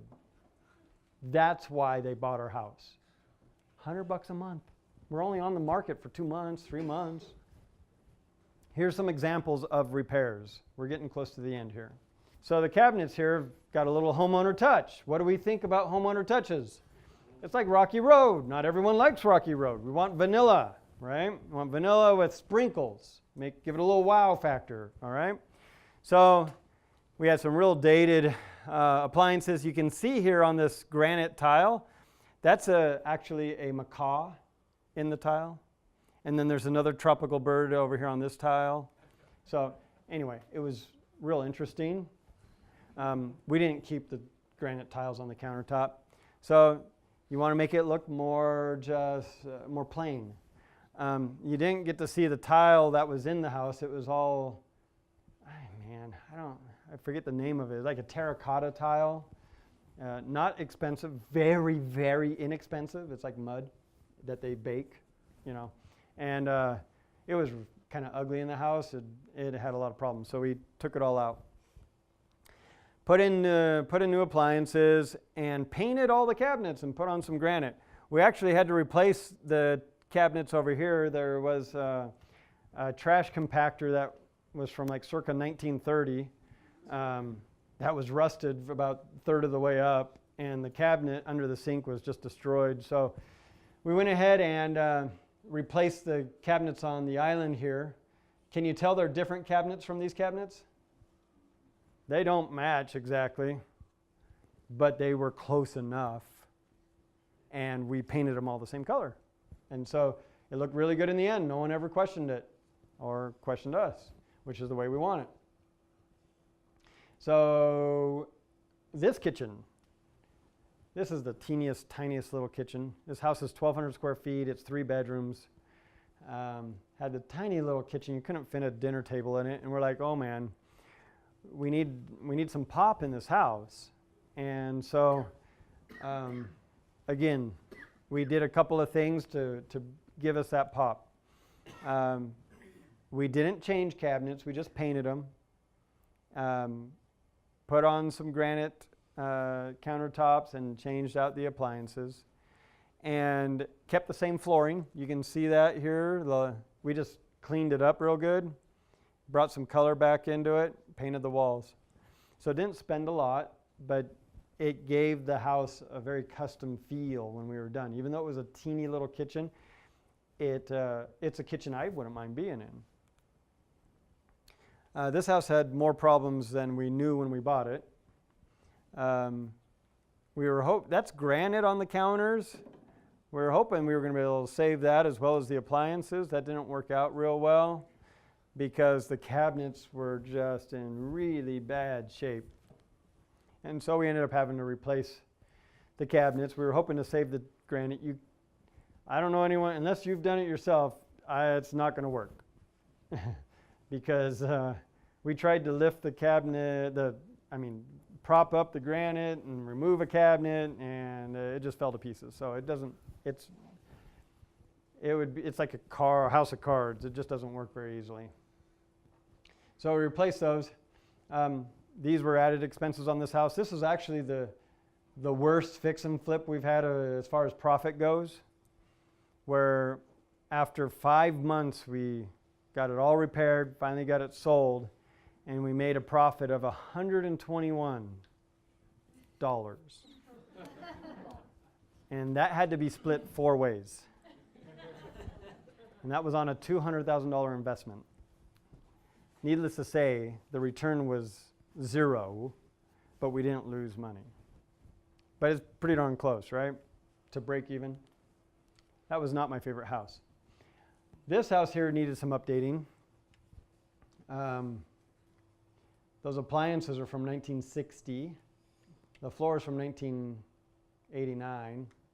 But we went ahead and just replaced everything. We had to add in some new cabinets, take out some old cabinets, remove the soffit and cabinets over the kitchen to kind of open things up.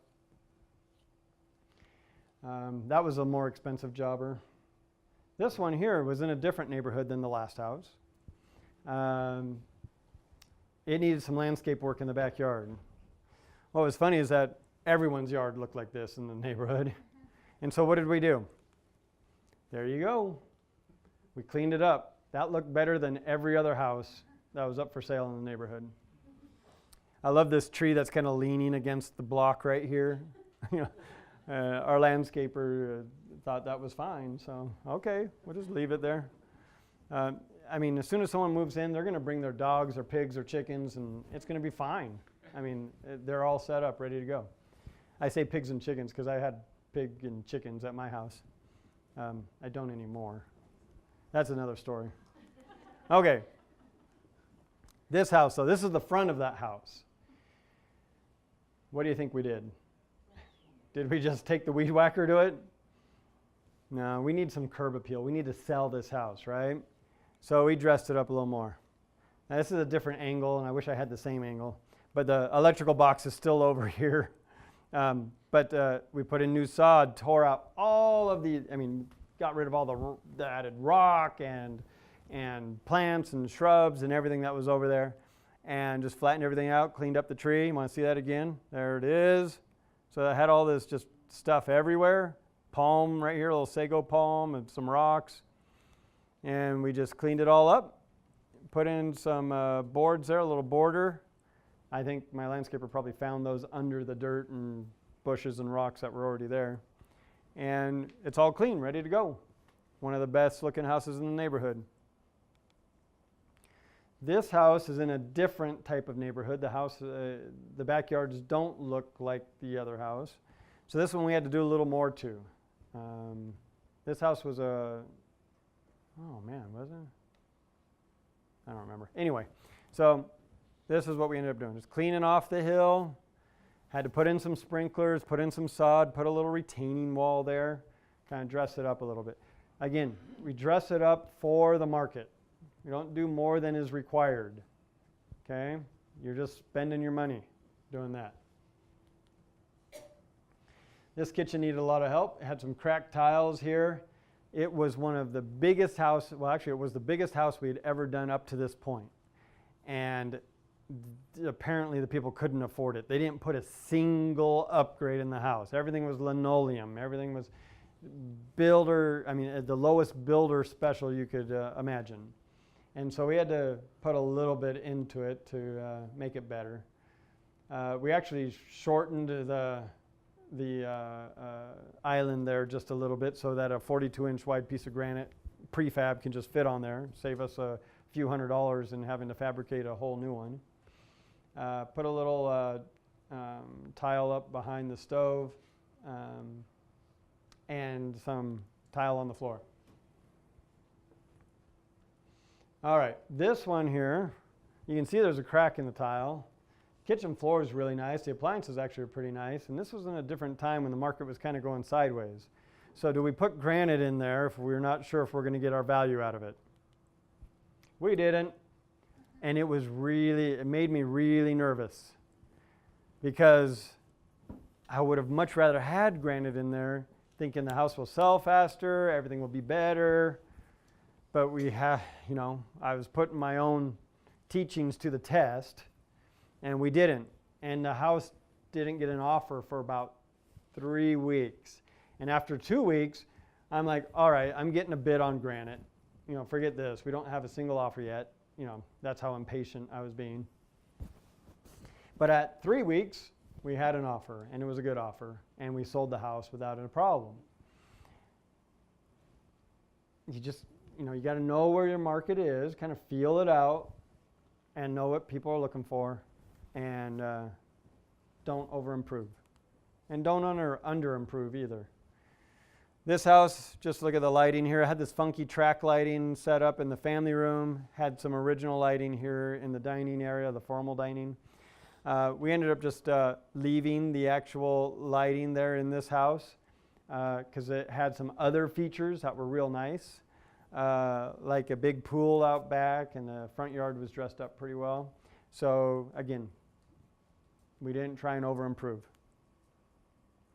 This house had some kind of funky lighting in it.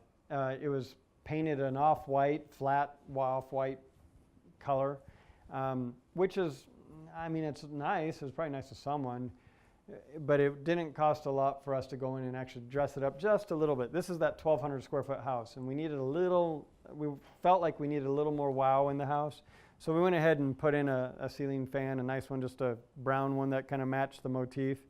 A little nicer than Home Depot special dining light, just to give us a little more value and help that house sell quickly, which it did. It made a 27% annualized return to our investor as well. This tub, didn't know what to do with. That's brass fittings there that are highly corroded. So where do you go? I go to Google, start typing in fittings, where can I find these jets for this jetted tub? Because the other option is tearing out this tub and putting in just a shower, a custom shower, and I'm like, I'm not going to spend $5,000 on this if I can do this for a couple $100. And sure enough, I was able to find them. There's places that sell all of that stuff. We put them all in chrome, everything else matched, put on these glass sliders here.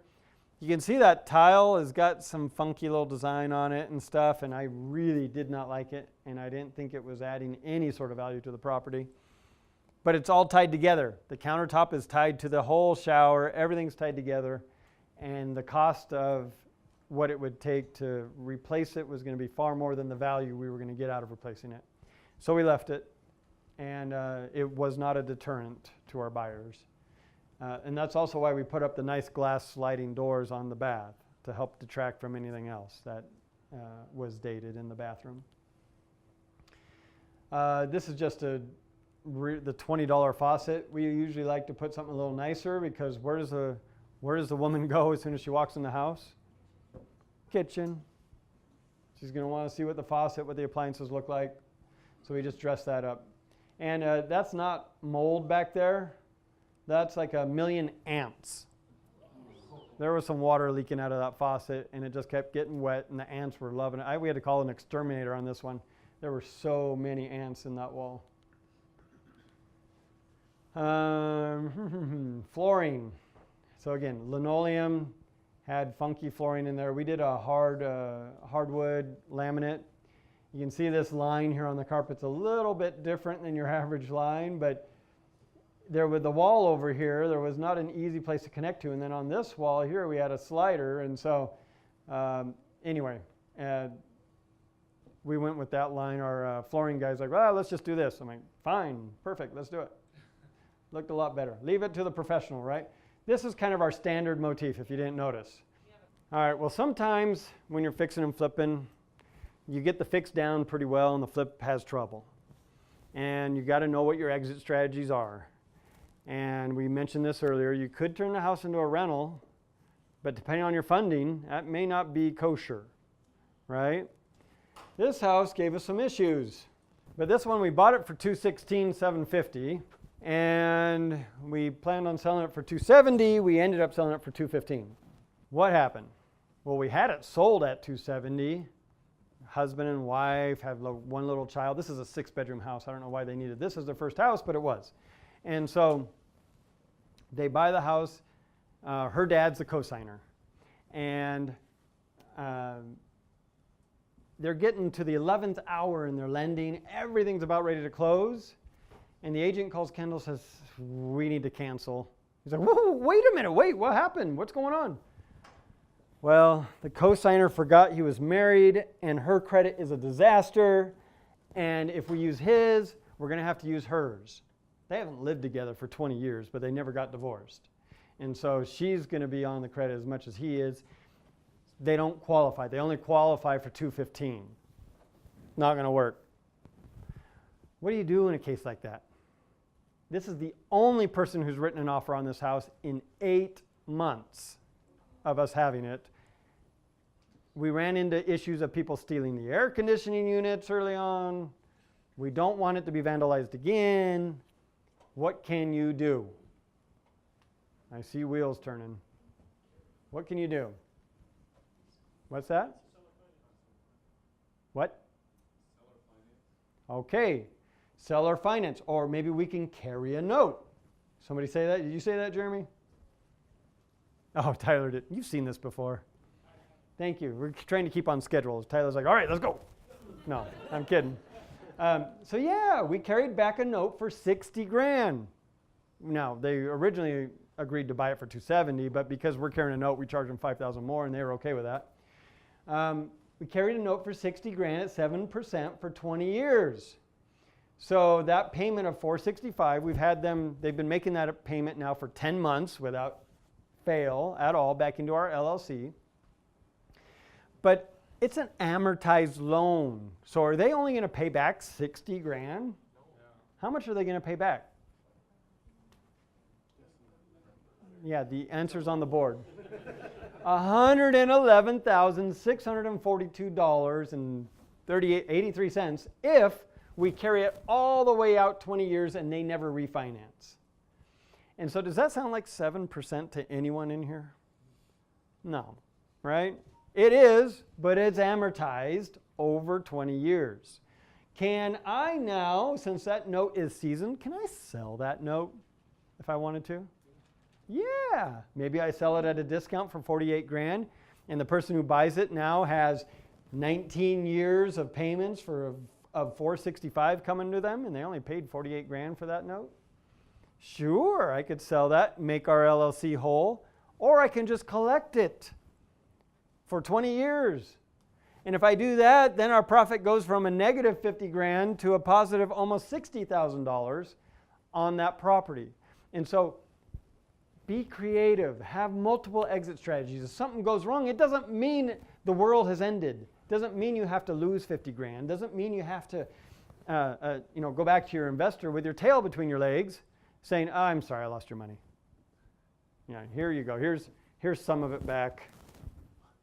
Yeah, you're going to have a lawsuit on your hands. But if you go to them with solutions, say, hey, guess what? This is what's going on. There's no way we're afraid if we hold on to this any longer, we're going to end up losing more money.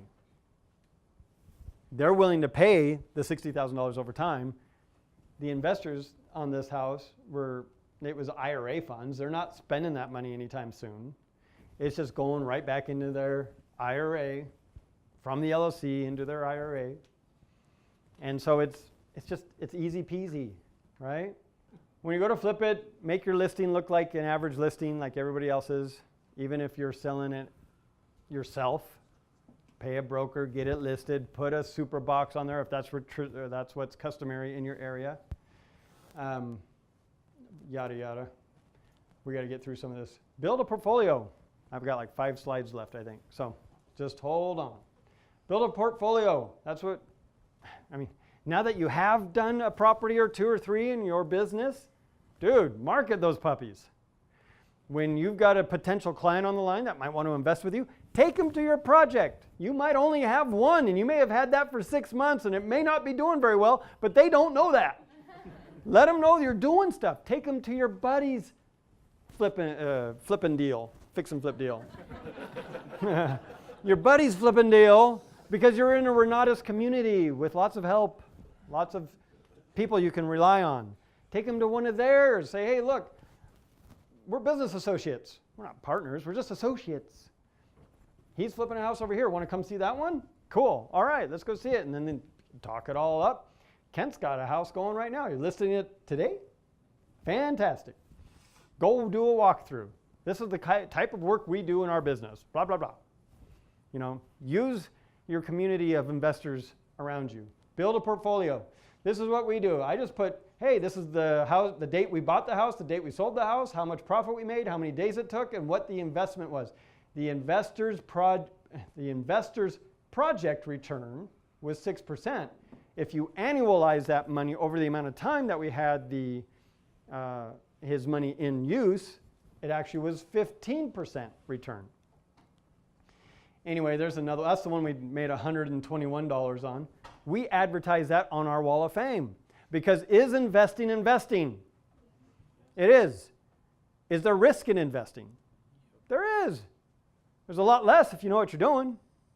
And so we put all of our projects on the wall, including the one we did the worst on, so that people understand that sometimes, hey, things don't always go according to plan. It's not all cupcakes and ding-dongs, rainbows and unicorns, okay? Sometimes you step in a puddle of mud.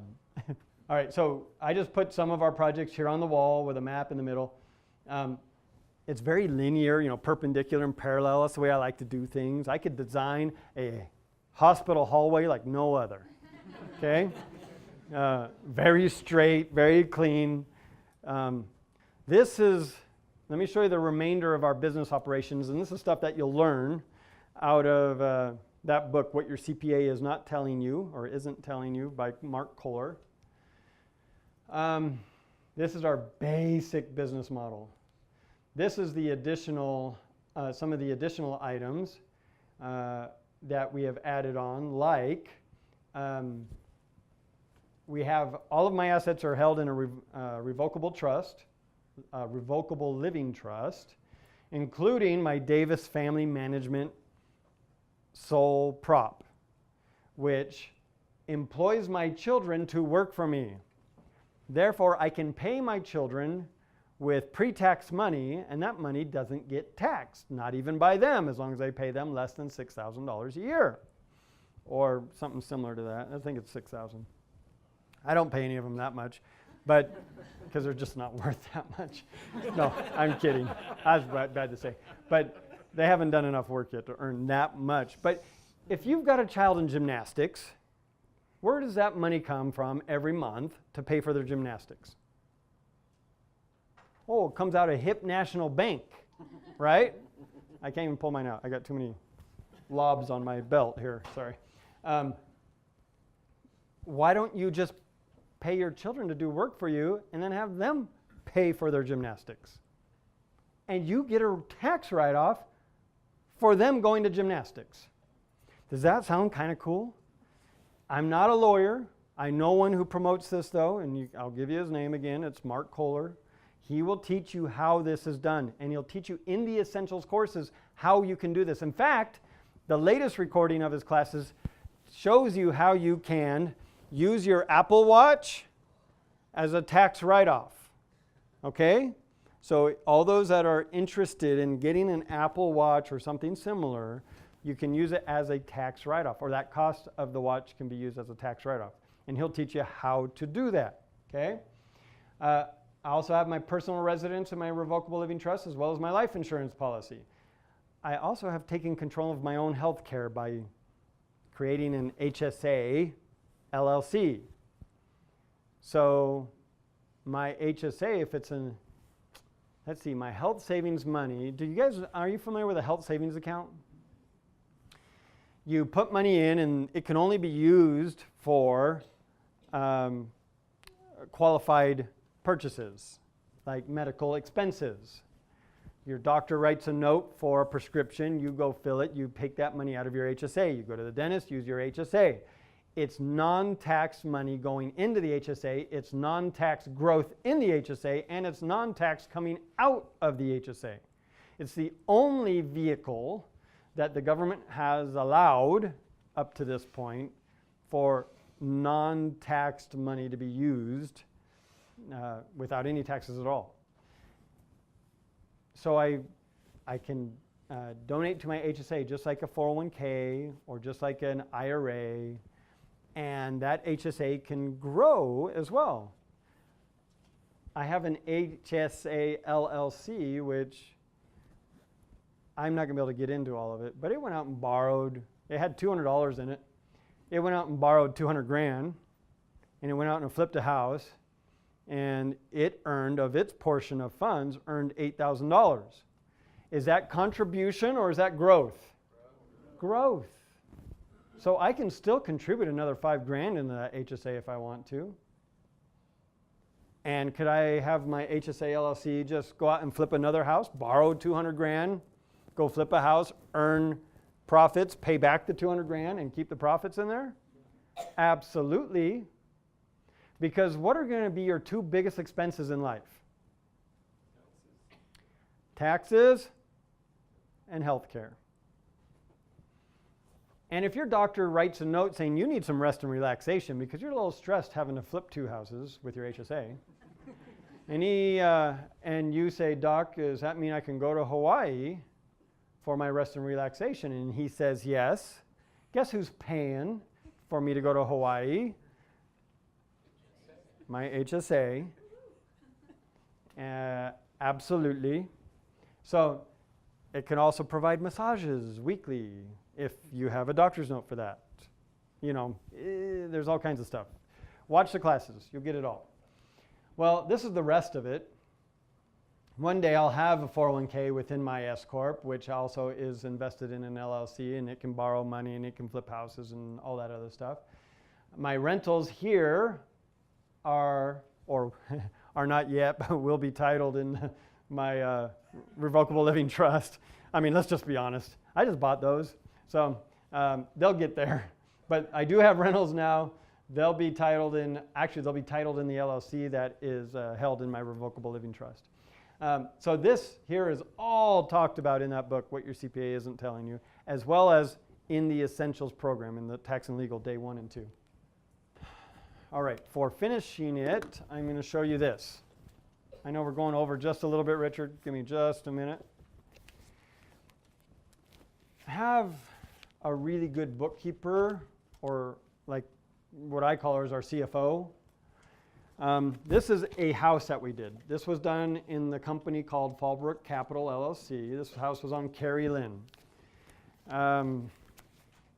Every receipt that was tied to that house is in this book, including the purchase receipt from the auction right here. You realize you just get a little carbon copy. Here you go. It doesn't even have the address of the house on it. You're like, well, I hope that's the right one.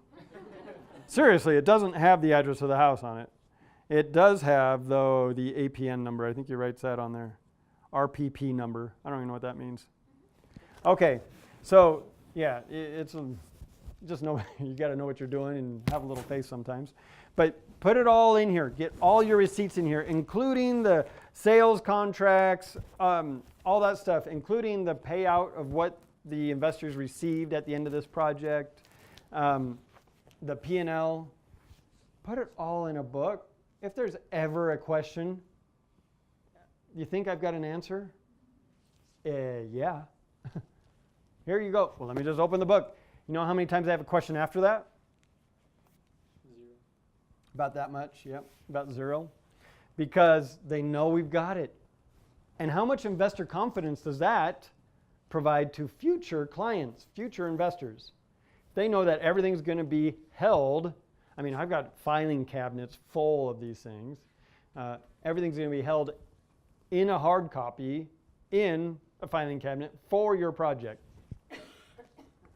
This is one of our LLCs. This one actually is Yellow Fastback. This one is dissolved. It's no longer. It was one of our first ones. Actually, not one of the first, but pretty close to it. Anyway, here's the operating agreement. This page here tells you exactly who gets what when there's profits made. Who owns how much of the company. Sage Investing owns 50%. Oh, imagine that. And then American Pension Service, Inc., administrator for IRA account 13075 owns the other 50%. Of course, American Pension Services, you won't be able to find them anymore. They're no longer. But that is, I mean, this is our finishing it. Make sure you do it right. Don't cut corners.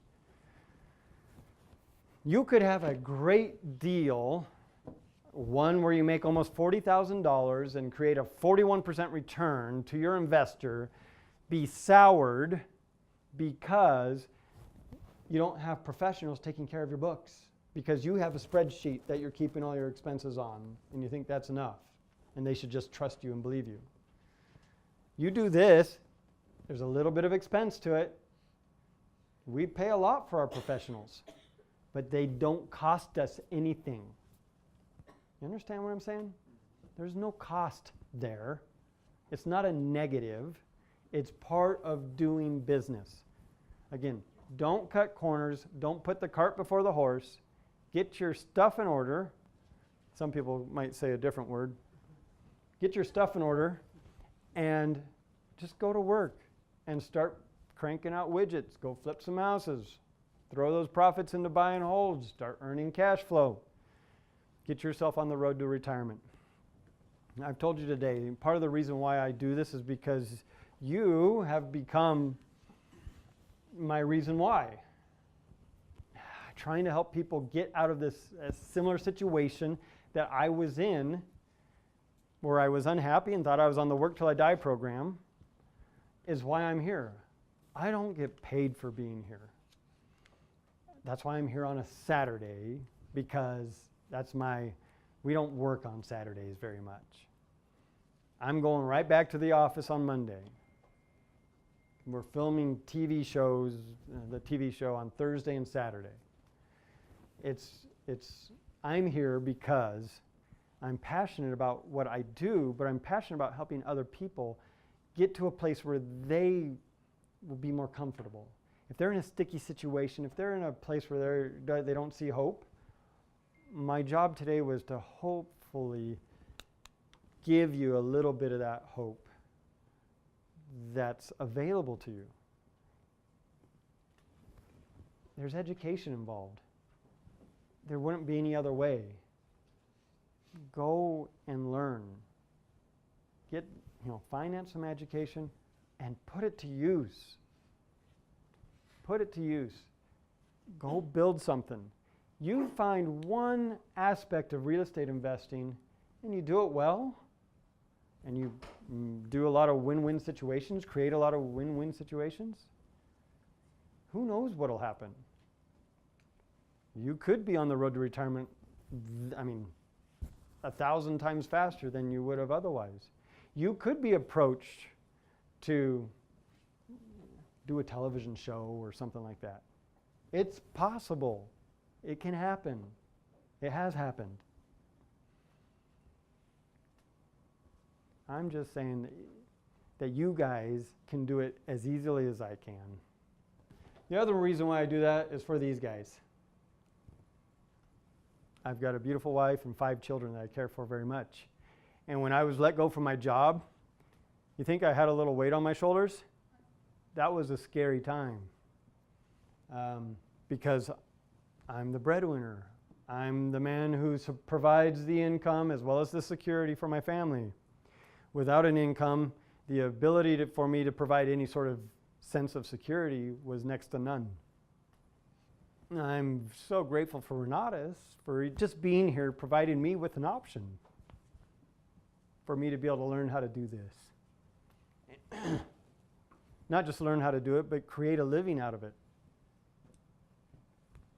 And have a happy family because of it. That's my why. What is yours? Why are you going to do this? Don't let piddly things like money, which ends up replenishing itself in your bank account every other week, hold you back. I think, I was on Facebook just yesterday. There was some little meme on there. But they used an old Wayne Gretzky quote. It says, "You will miss 100% of the shots you never take." Right? So take a chance on yourself.